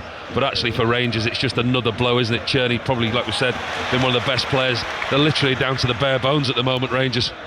Malacia shuffles the ball to Garnacho, cuts in off the left touchline, runs inside, thought about the shot, right-footed, still going, backheels the ball. Fernandez puts his right foot on it, then chips it out towards Dalot. Dalot comes inside, nicks it then forward to Eriksson, able to turn, shifts it into the penalty area. Amad Diallo with the ball at his feet, looks to go on the outside, looks to the cutback, it's going to fall to Garnacho. Comes back off the post, left-footed. Seemed to go the wrong way for goal, did Alejandro Garnacho. That looked like a certain second goal for Manchester United. It's a lovely play down the right-hand side by Amad again. He gets all the way to the byline. And Garnacho, he looks like he's wrong-footed, Jack Butland. He reverses it on his left foot. And whether it's come off Proper's head or the post, but somehow between Proper and the post, they get it away. Here is Garnacho, played in by Malacia. Cut back. I think you're right, it might have been... my initial reaction thought it might have been the post that kept it out. But I think it was Robin Proper who's just got there and headed it away first.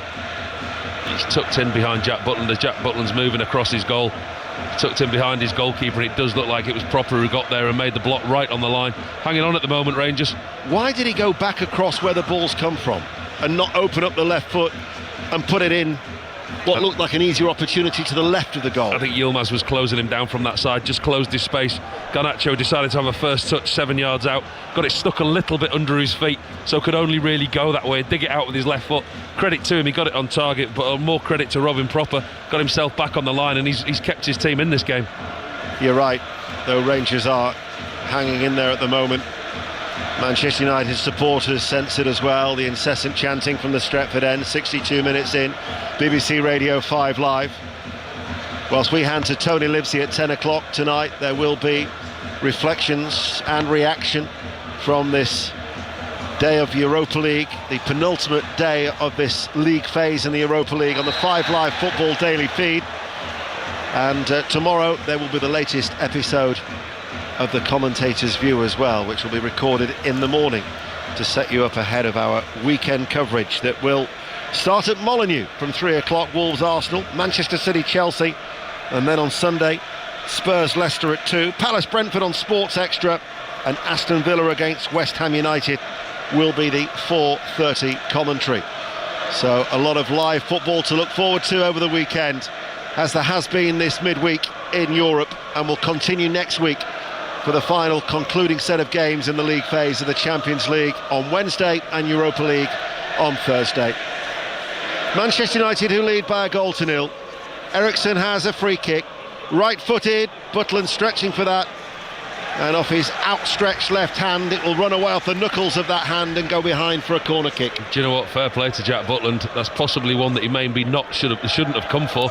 Comes out, makes a brave decision after just what's happened to him, punching at his own net, gets there before defenders and attackers, gets a clean fist on it and punches it away. That'll put some of the doubts to bed. Manchester United looking to build on the lead that they have. Diallo to take the corner kick on that far side, the right. Hits it, it's an in-swinger. Rangers will try and break with McCausland. And then there was a foul in the midfield, and that will be Rangers free kick. But there's a Manchester United player who's currently down, and at the minute, because of Tavernier, it's Eriksson who's down. I was partly seated for a moment. Yeah, I think it was the coming together in the challenge, but he conceded the free kick. I think he just collided with a stray boot on his way down. He's okay, he's up. Was it Ross McCausland brought him down, and as the two pair came together, McCausland brought his right boot down, but his right boot came down, and as it came down the side of Christian Eriksson's face. 64 minutes in. Rangers looking just to remain in the tie, and then maybe, who knows, what they can muster at the other end. But they haven't troubled Manchester United as of yet in this second half, and we've been playing now for 64 minutes. as Eriksson plays it back. And with the injuries that Rangers have had to change, double change at half-time, they've then since lost Cherney as well. A little bit bedraggled at this stage are Rangers as Martinez comes forward over the halfway line. Ahmad continues to provide the width on that right. Instead they go to Garnacho, who then slips. Well, I thought he'd slipped. Was that a foul? I think he has slipped, but the referee stopped the game because Garnacho gave out a yelp of pain, but I don't think there's anybody around him. Martinez plays the ball into him, running up against his defender, and he does inadvertently, he just slips. Legs completely akimbo, slips with his right ankle, goes to ground, and the referee's given a free kick, much to everyone's amazement. I don't think he was touched there, Garnacho, was he? No. So they have got a free kick, near side the left, 25 yards out from goal, about a foot in from the touchline, in front of the main stand as Manchester United play from right to left as we look. They lead by a goal to nil. We're approaching the midway point of the second half. Eriksson curls this in. Maguire coming in at the far post, downward header, wide. Should have been 2-0, didn't hit the target. Oh, he's got to score. He has got to score, Harry Maguire. That is a wonderful free kick by Christian Eriksen. Almost on this near touchline, flighted in, almost inch perfectly, 6 yards out. Curling in, Harry Maguire doesn't quite get a connection on it. Completely free header at the far post, doesn't get a connection. It glances across his forehead, goes wide of the far post. There would be a question whether he was offside or not. There looked to be a few Manchester United players offside, but he didn't know that at the time. He should have scored, Harry Maguire. That should have gone in the back of the net for Manchester United. This game should be put to bed by Manchester United, but it's not. They still lead, but they are looking like the side who will score again. Ahmad comes on the inside, breaks towards Eriksson, chips it in over the head of Xerxes, headed out by Tavernier, now playing as a central defender, Malacia. But it just feels as if our heads have been turned to the left-hand side for the majority of this second half so far. Yeah, they've been strong, Manchester United, in the second half. You can see there has been a drop-off in Rangers' performances because of the substitutions they've had to make. And I think one big thing, Ian, is Tavernier. I think they've lost his impetus down the right-hand side, his forward running. There was a real threat down the right-hand side in the first half with his crosses, with his balls into the front players. Actually, now he's playing as centre-half with Yilmaz as right-back. They do look a little bit imbalanced, but Manchester United have certainly been better in this second half. Yeah, undoubtedly the injuries have disrupted Rangers, no question. Midway through the second half, BBC Radio 5 Live and BBC Sounds, where Manchester United have the lead. Garnacho turns infield, blonde-haired Collier gives it straight towards McCausland, and now he gives Igerman something to chase as that shuffling running action makes his way out towards that far side, the left, keeps the ball in play. Royal Blue shirts come forward. Curtis tries to get there, but he was always on the stretch and always struggling to keep hold of the ball, was the teenager. And then Collier it is who tidies up, and Manchester United have it once more. They've struggled to get any kind of grip on possession in this second half, Rangers.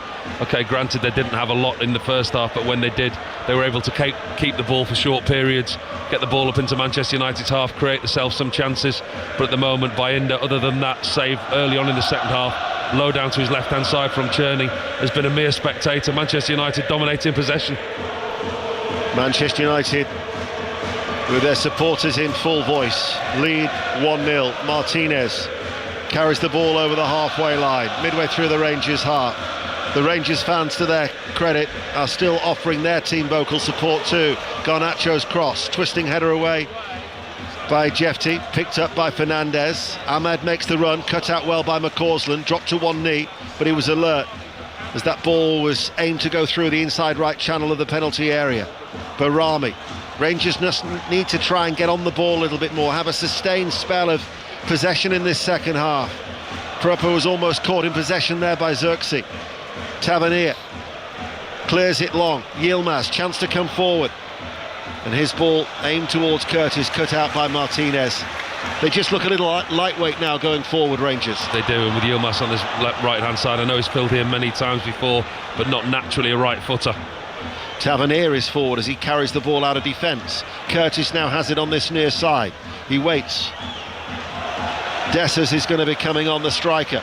Here is Rice, left-footed cross into the penalty area. Causland will only head it tamely in towards Bayinda. So we talk about that lightweight attack. Cyril Dessers, the Nigerian international, will be coming on. Can often be a frustrating figure for Rangers supporters. He can often miss more than he can score, but they need to try and pep up that attack as they look for an equaliser. Yeah, I think there's talk of him potentially moving on in this window if Rangers are to maybe restructure. There's a lot of value in Dessers. I think he's got a good reputation. Not long ago was the Eredivisie Golden Boot winner, I think. And I think there's clubs around Europe that are looking quite fondly at him. Falling behind Igaman and Danilo at times in this Rangers lineup. But again, he's not let him affect him. He comes off the bench and he does a really good job, gets his goals. 22 goals last season, 16 this. His start at the weekend in the Cup was only his second start in the last 15 games. But Cyril Dessers will be coming on as the Rangers fans with that brilliant backing once again. And who's going to be coming off? It's going to be Barami. So they're going to go two up front. Two up top, you would think, Paul. Yeah, I think that will be a more orthodox 4-4-2 from Philippe Clement. Definitely now with Igamane and Dessers on the field, they might start going a little bit more direct. But listen, what have they got to lose? We're entering the 71st minute of the game. They're still in this game. They're only one down. Granted, possession-wise, they're not in the game, but scoreline-wise, they very much are. Tavernier forward, stopped by the edge of the D. Igaman chips the ball forward. Raskan with a header and cleared away as it dropped inside the 6-yard area by Dalot. Break on for Manchester United, shows too much of it and stopped by Rice, and then his heavy touch goes all the way through to Bayindir, as we'll go to Wrexham and Sarah Mulkerrins. Changes are being made, but it's still Wrexham 1, Birmingham City 1. Keshi Anderson is on for the visitors. He's made an instant impact, showing his pace. Really nice run down the right-hand side. His cross, though, evaded the onrushing Birmingham attackers as Wrexham just put an effort wide. This is end-to-end stuff. It's Wrexham 1, Birmingham 1. Ugarte and Mainu are going to be the players coming on. That's the difference between the two sides. You look at Rangers, they've been forced to bring on teenagers, inexperienced players when they've been hit by injury.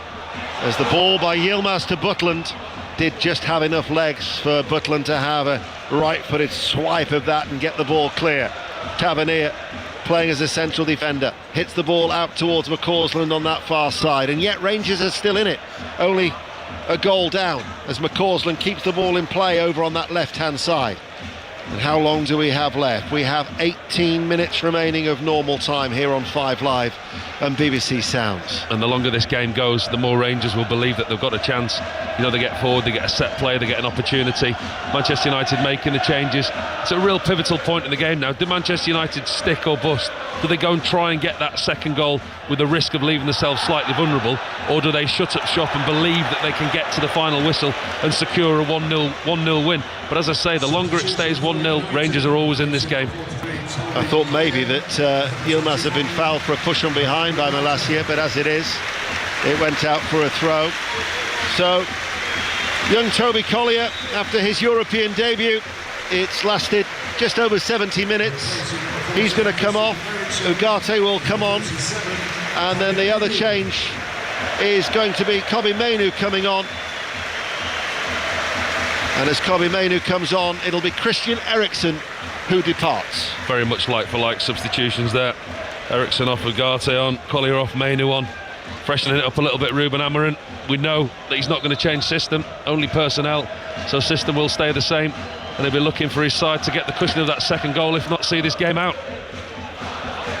Malacia with the throw on this near side. He's giving it straight out of play for another throw, but it's this time to Rangers. Careless. They'll be nervy in Manchester United because of recent displays, recent performances, especially here at home. The expectation does weigh heavy, and they'll be nervy the longer this goes. Here is Igaman, right-hand side of the penalty area, holds off the challenge of Mainoo, who still snaps away. Igaman does well to try and wriggle free, works over the cross into the penalty area, comes towards Yeti, who shoots left-footed, but it was straight at Bayindir. 1-0 to Manchester United. Yeah, good belief again by Igaman down this right-hand side, shows strength, shows power to hold off Mainoo, gets the cross into the box, it goes across everybody, ends up with Jefty 12 yards out on the edge of the box, hits a strike on the half volley, dropped harmlessly in front of Bayindir, bounces into his arms, but you know, Rangers now just creeping into this. Yeah, and we'll see how it affects the atmosphere as well, with 16 minutes remaining. Manchester United, who've had the chances in the second half, to have had a much larger lead than the one goal that they currently have, but those chances were squandered, not taken. As Dallow, his forward ball, stopped by McCausland, up in the air it goes. Prupper then gets a foot into the challenge, falls to Igerman. Igerman has Dessers with him, and coming onto that was Curtis, but his left-footed shot was a weak one. Didn't strike it cleanly enough, and Bayenda with a comfortable save. No, but again, we're looking to our right-hand side. Rangers with the two up top now. They're setting the press high with Igerman and Dessers there. You can see they're clearly playing a 4-4-2 formation, getting the ball forward as often as they can. And once again, the noise inside Old Trafford, it's dropped. You know, they're like the fans, we've been here before. It's not going to happen again, surely. Yeah, they not really had much to cheer about of late.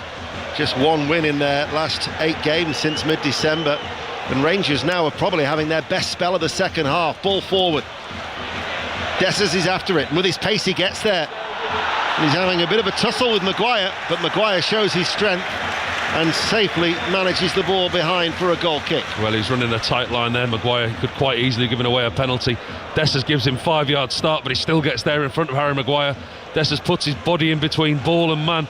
Maguire kind of manhandles him on his way out, puts the ball out for a corner, sees it out, but Dessers is going to be a problem. Running on the shoulder of Maguire like that, looking for the ball down the side. The pace that they've both got, these two front men now, could be a problem for Harry Maguire. Looks like Rangers will be having to deal with the playoffs in the Europa League. Manchester United, though, meanwhile, looking good for a place in the last 16 and avoiding those playoffs with 14 minutes remaining, with a scoreline of Manchester United 1, Rangers 0. As Bayenda in his all goalkeeping green outfit away towards our right, plays it to Martinez. Malacia stays forward, gets away from young Curtis, infield. Ugarte closed down by Raskan. Maguire again was alert, got there before Dessers could. Here is Ugarte once again. Does work in mysterious ways, football, as Ahmad tries to get away. Ahmad with a shot on the volley, screws it off target, sliced it right-footed, well wide, goal kick, 1-0 still United. It's just a long ball over the top from Manchester United. Martinez with his left foot, hopeful ball over the top. Ahmad keeps himself on side, uses his strength on Prupper, falls on Ahmad's unfavoured right foot. He catches it with the outside of his right foot. Not a clean strike at all, but you do feel that Manchester United need the comfort and the comfort blanket of this second goal, because the longer this game goes, like we say, Rangers are getting more and more into this, and Manchester United are fragile. They're a nervous team at the moment. If you think back to those quality games that Rangers had with Leeds United in '92 in the Champions League, certainly hasn't had the quality of those two duels at Ibrox or indeed at Ellen Road, as Manchester United still lead by a 1-0. Indeed, that win in West Yorkshire will be Rangers' only success when they've come south of the border in their history. As here is Ugarte spinning, trying to turn away, loses the ball. Dessers can come forward. Dessers has only got Igerman with him. He tries to stay onside. Dessers then tried to play it out towards Curtis on this near field. There's a lot of the challenges going on, and Fernandez hits the ball into to Raskan. And they have a little word with each other.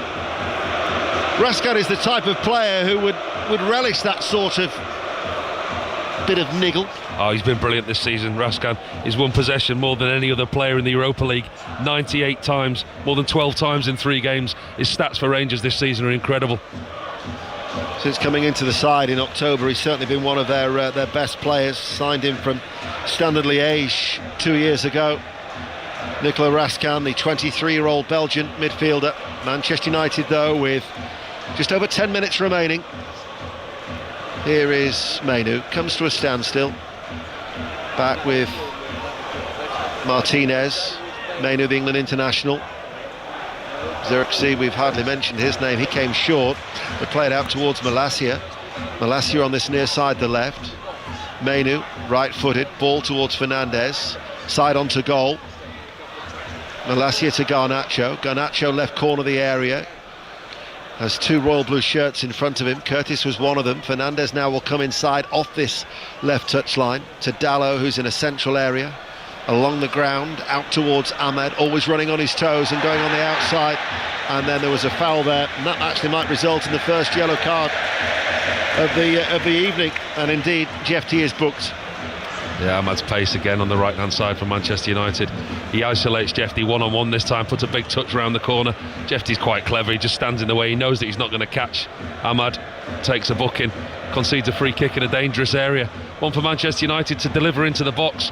And actually, when you think about it, Ian, the possession that Manchester United have had in this game and in this second half, they've not really forced any saves from Jack Butland, other than the goal. Propper's cleared one off the line. But actually, for their dominance with possession, again, it's probably been a slightly lacklustre performance in the final third. Yeah. Well, they've got a free kick. And this, with 10 minutes remaining, if they could get the second goal, would really put it to bed.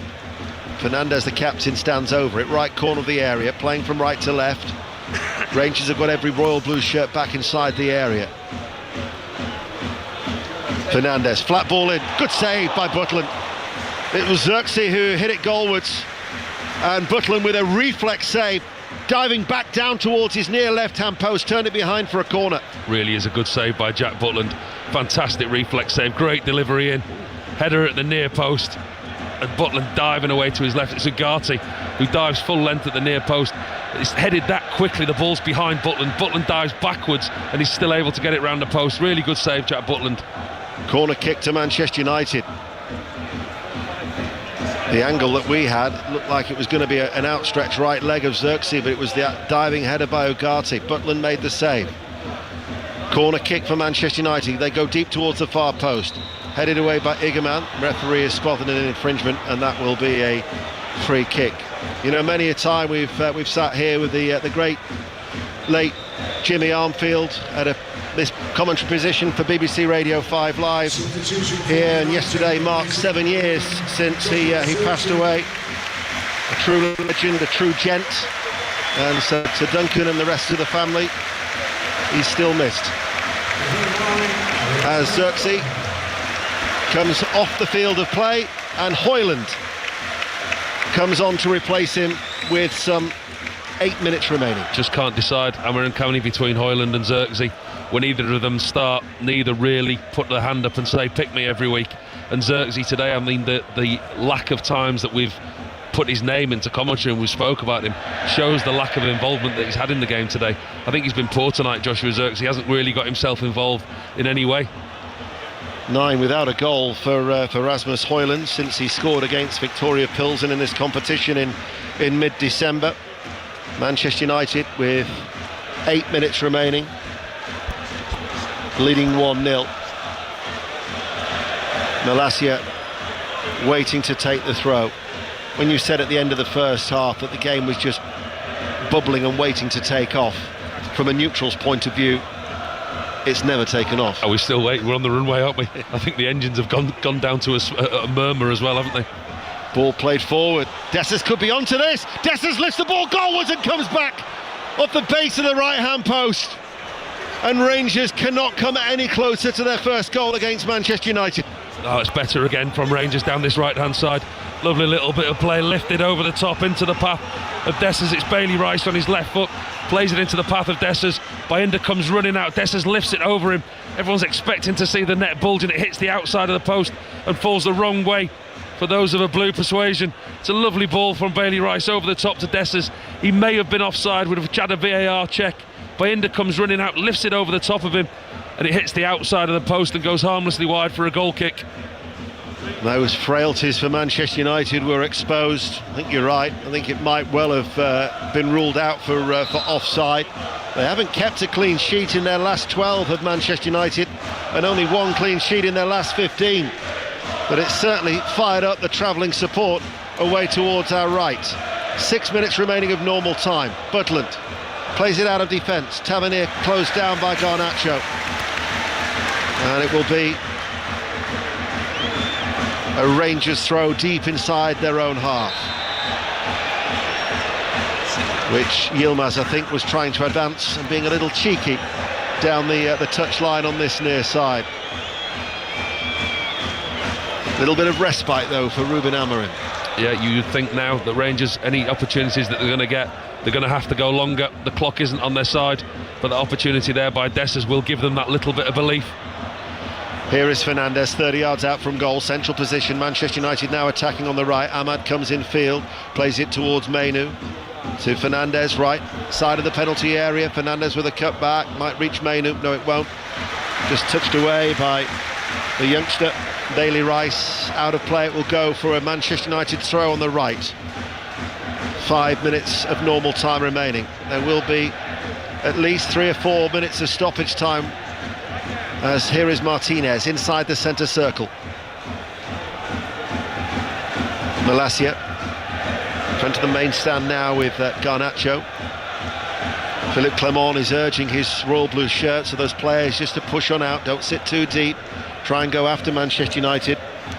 That was the best effort they've had in this second half. Ball over the top towards Højlund, and a little slip by Malacia, who'd made a diagonal run in from the left touchline. Rangers put the ball out of play. It's a Manchester United throw midway through the Rangers half. Yeah, they don't want to leave here tonight, Rangers, feeling it was an opportunity missed.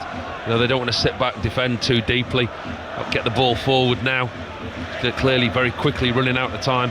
But the players that they've got on the pitch, you know, they've been decimated by injuries, the players that they've got missing. But actually the way that they've set up tonight, the way that they've worked hard as a unit, he'll be pleased with his team so far, Philippe Clement. And if they can get the goal and get some points. Mistake by Ugarte, almost let in McCausland. Ugarte recovered the ball. Ahmad now cuts inside. He's a man on a mission, he's Ahmad, but he runs into trouble. And Raskan breaks up that move, and then his misplaced pass. There was a foul by Malacia on Igerman. No, the referee says not. Igerman drops to his knees in astonishment. Can't believe that. Philippe Clement argues with the fourth official. Garnacho, meanwhile, cuts inside. Beaten out by Butland. Right-footed, around knee height. Butland pushed the ball away two-handed. Rangers will certainly feel that sense of injustice had that gone in, because that looked like a free kick on Igerman all day long. As you can hear, the Rangers fans away to our right-hand side, they're in total agreement with you. Igerman did look like he was just about to get there in front of Malacia. Malacia swiped the legs of the Rangers striker, and then Manchester United went down to the other end. Garnacho it was again, cutting in on his right-hand side. Low shot down to Jack Butland's left-hand side, curling into that far corner. Butland makes another good save. If Rangers do not score, we will never find out how many of them are dotted, their supporters dotted elsewhere around the country, around the ground rather, here at Old Trafford tonight. Many, I'm sure, are incognito. Certainly not the 100 who are to the left of the segregation away towards our right. But I remember when Galatasaray came here and played Manchester United recently, and then all of a sudden when Galatasaray scored, you could see actually how many Galatasaray supporters were inside Old Trafford, as an attendance of 73,288 is confirmed here this evening. And Rangers are going to make another attacking change. Zach Lovelace is going to be coming on. What a great name that is, Zach Lovelace, who it's his 19th birthday today, and he's going to get a run out at Old Trafford. So he's a striker, and a teenager coming on, signed him from Millwall back in 2022, so he's going to come on for what will be his 7th appearance for the club, in a bid to just try and score a late goal as the ball is hit high and downfield. Maguire can't get there. Dessers with a shot! Dessers with the finish! Rangers' first ever goal against Manchester United with 2 minutes remaining, and he took it so sweetly. A high ball downfield. Maguire didn't deal with it. Dessers did. 1-1. What a brilliant finish by Dessers, and those fans away to our right-hand side are going absolutely crazy. It's a long ball over the top from Tavernier. Harry Maguire gets it all wrong, misjudges the flight, gets a nudge from Dessers. He doesn't wait to hang around. It's a great first touch from Dessers, and he smashes it half volley on the left foot into Bayenda's bottom left-hand corner, and Rangers are back in this. Harry Maguire's moaning, he's talking to the referee. He feels he was fouled. It was a brilliant finish by Dessers. And the pockets of Rangers fans you now can see elsewhere around Old Trafford. There are quite a number of them in the top tier in the Manchester United end, above where the Rangers travelling support are celebrating wildly, and no wonder. What a sweet strike that was! Well, we've got a VAR check going on here. One for the offside for the initial ball over the top, and two whether there was a nudge in the back of Harry Maguire. No, Manchester United not. are really hoping that this VAR check goes in their favour. But from a Rangers point of view, it's a brilliant finish by Dessers. What a finish on the half volley into the bottom corner of the goal. That would be extremely harsh. It was hardly a touch on Maguire. Hardly a touch on Maguire, and it looked onside to the naked eye. We're waiting, we've got a VAR check while there's a substitute being made by Rangers. But what a finish that is from Cyril Dessers.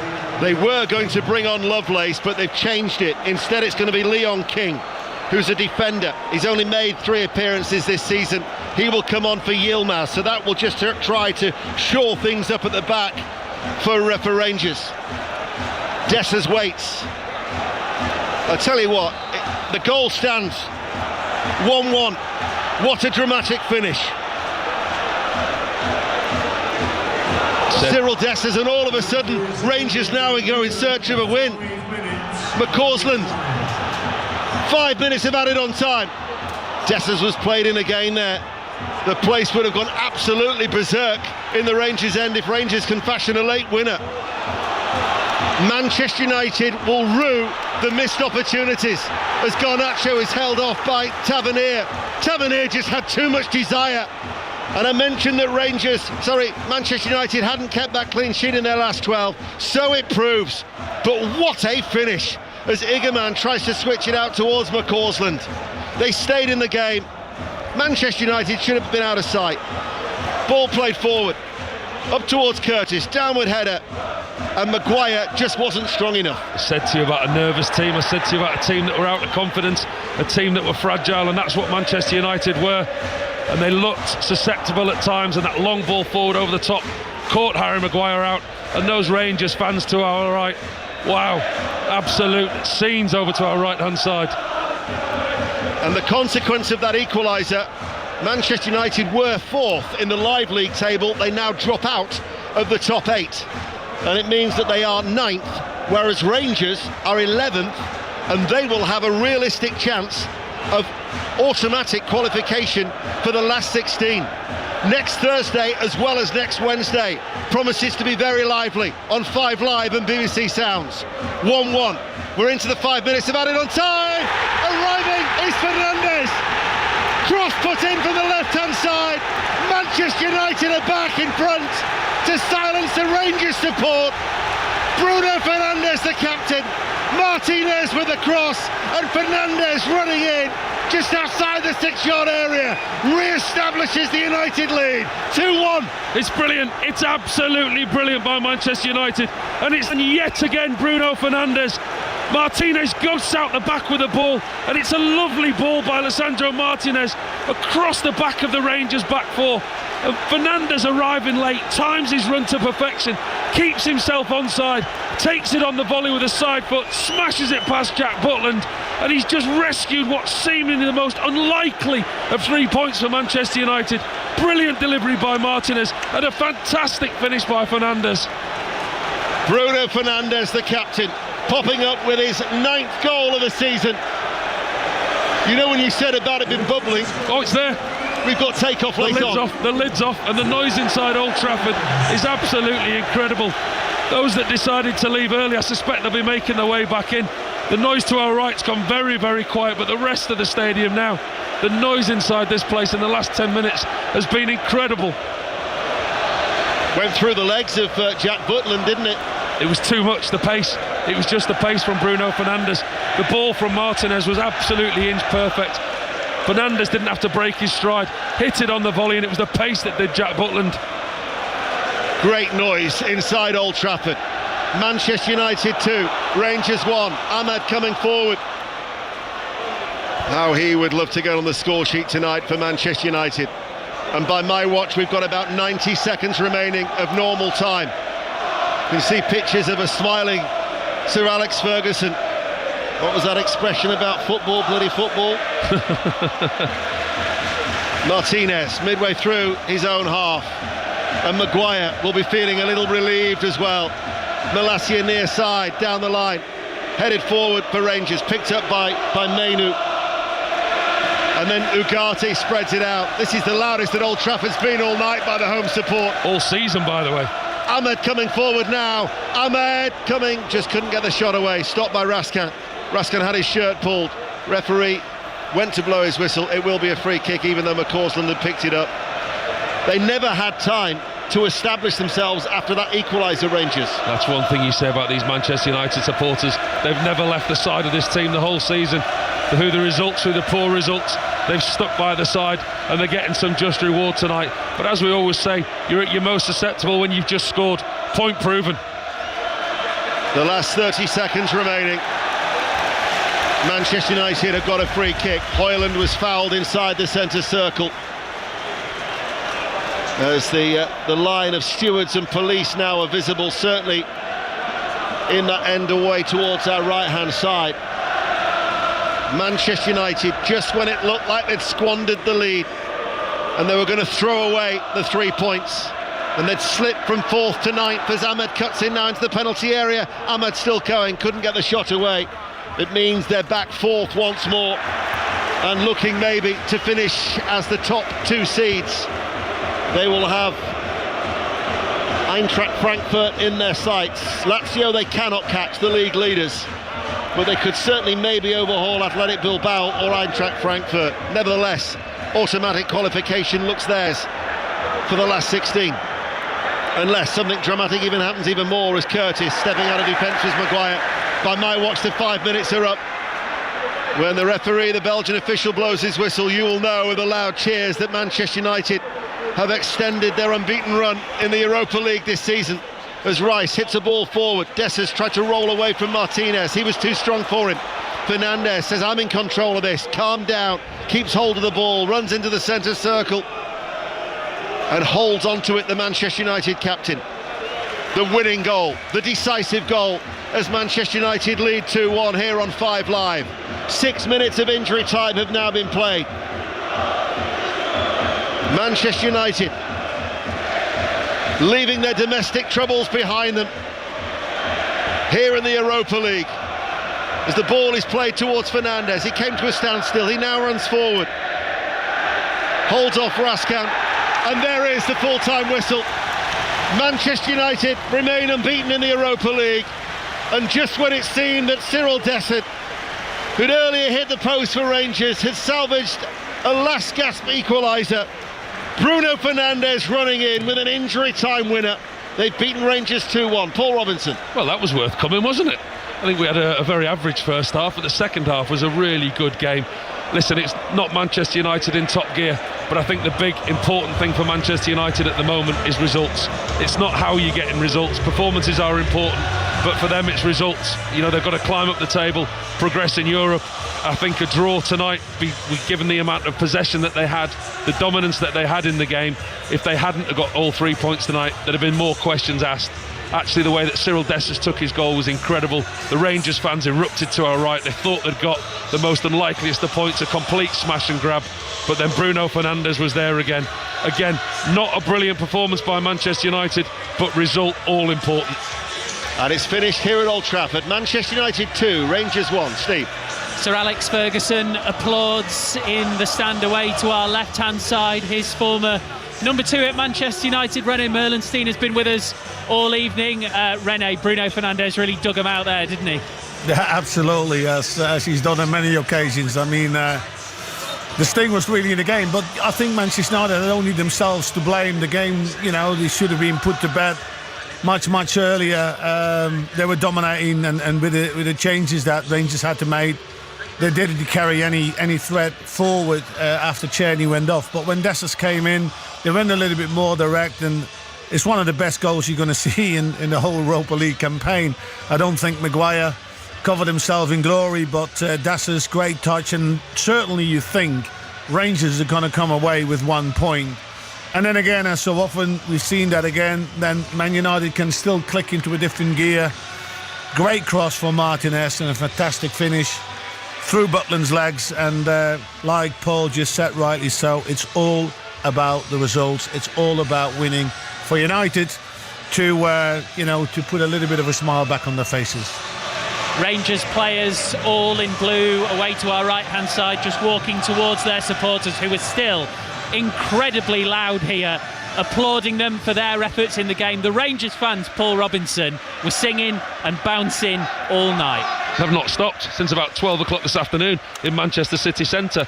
They've been brilliant. They've thoroughly enjoyed themselves, and they're giving their team the round of applause and reception that they thoroughly deserve. Listen, it was a threadbare Rangers in the end. The changes that they had to make, the 3-4 enforced changes, the youngsters that came on, they came here tonight and they've given a really, really good account of themselves. They defended well at times, they attacked when given the opportunity. Unfortunate to go 1-0 behind with that Jack Butland own goal, but they didn't give up, they kept going, and they threw everything at Manchester United. And at one point it really did look like they were going to get the most unlikeliest of points. A lot of credit tonight going back up to Scotland. So many misses in that second half at 1-0 up from Manchester United. Maguire and Garnacho and Ahmad, did they get out of jail there? I think they did, yeah. But listen, I think they dominated possession. You look at all the stats, you look at possession stats, you look at final third entries, you look at XG.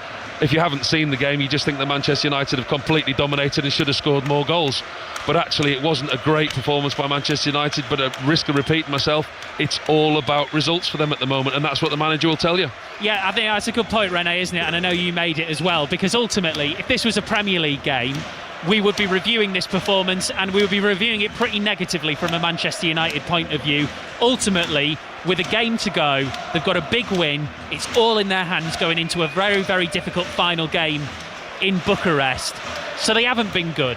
They haven't been good at all, but they needed these 3 points. No, absolutely. And again, that puts a little bit more confidence back in them. I do think we haven't really touched on it too much, but the first goal that got disallowed from De Ligt, if you see nowadays the manhandling that's taking place in the box, now at times, and I thought it was a bit soft. Obviously, he did obstruct proper to get De Ligt to the goal, so otherwise they would have been 1-0 up, and again, maybe different. But like I said, it's just that when they go 1-0 up also against Rangers today, I think they're a little bit slow in possession, a bit lacklustre, and they don't take the chances when they fall for them.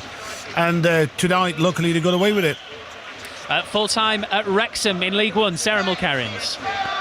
It's ended Wrexham 1, Birmingham City 1. Ollie Rathbone opened the scoring for the hosts 9 minutes in. A brilliant finish from 20 yards out. Birmingham, though, they were soon level from a corner. Lyndon Dykes free at the far post. He headed in.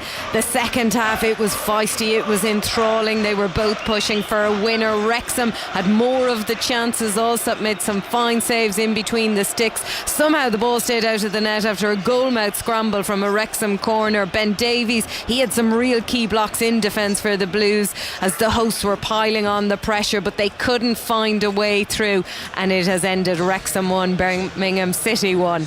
Thank you very much, Sarah. So here at Old Trafford, Manchester United 2, Rangers 1. United in 4th place in the league table, 15 points. They are 2 ahead of Galatasaray in 9th, so that tells you basically, bar a string of absolutely remarkable results, a point in Bucharest will absolutely do it.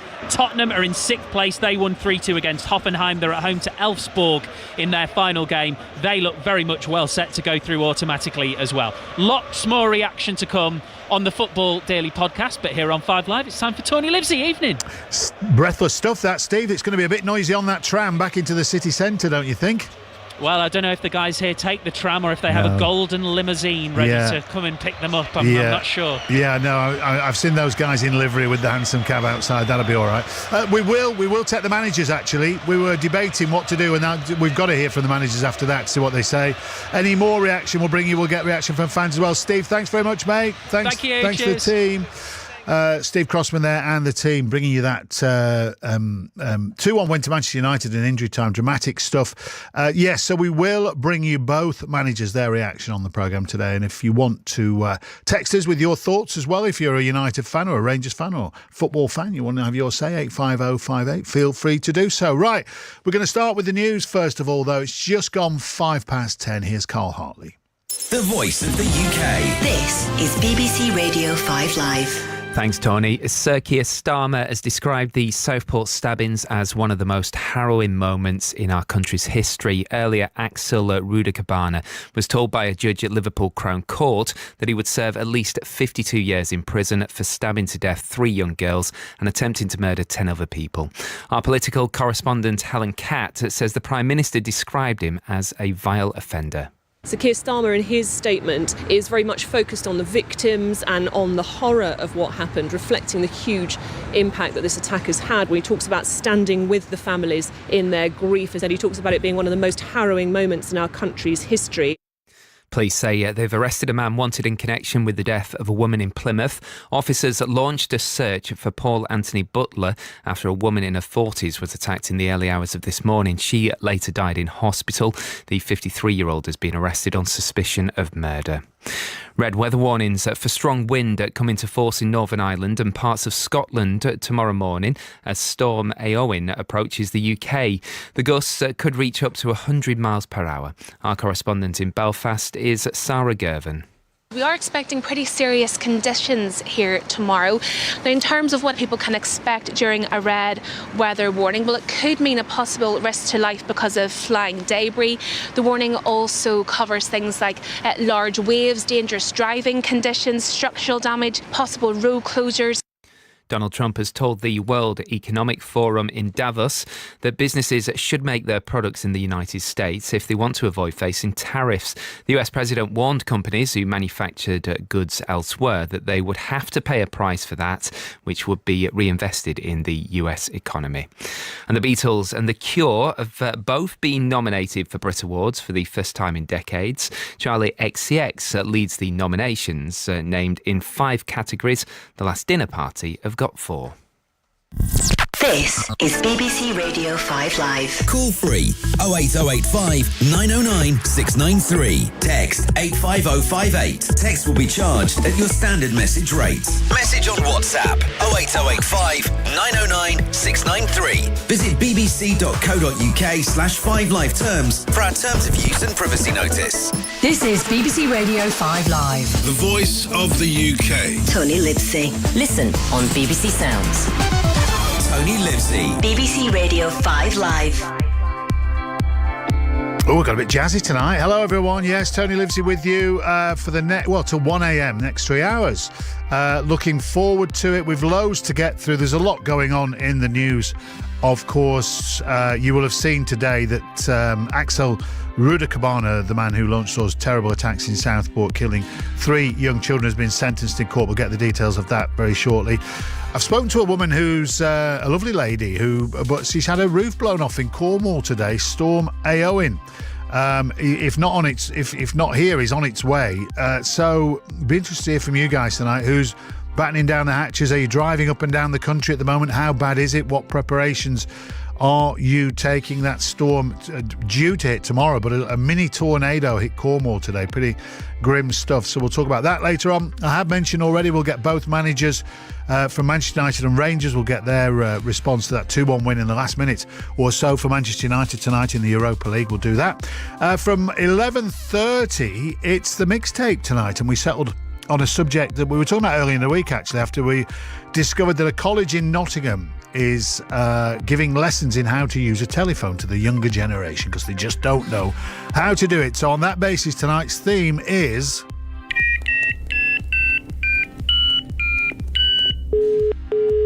Oh.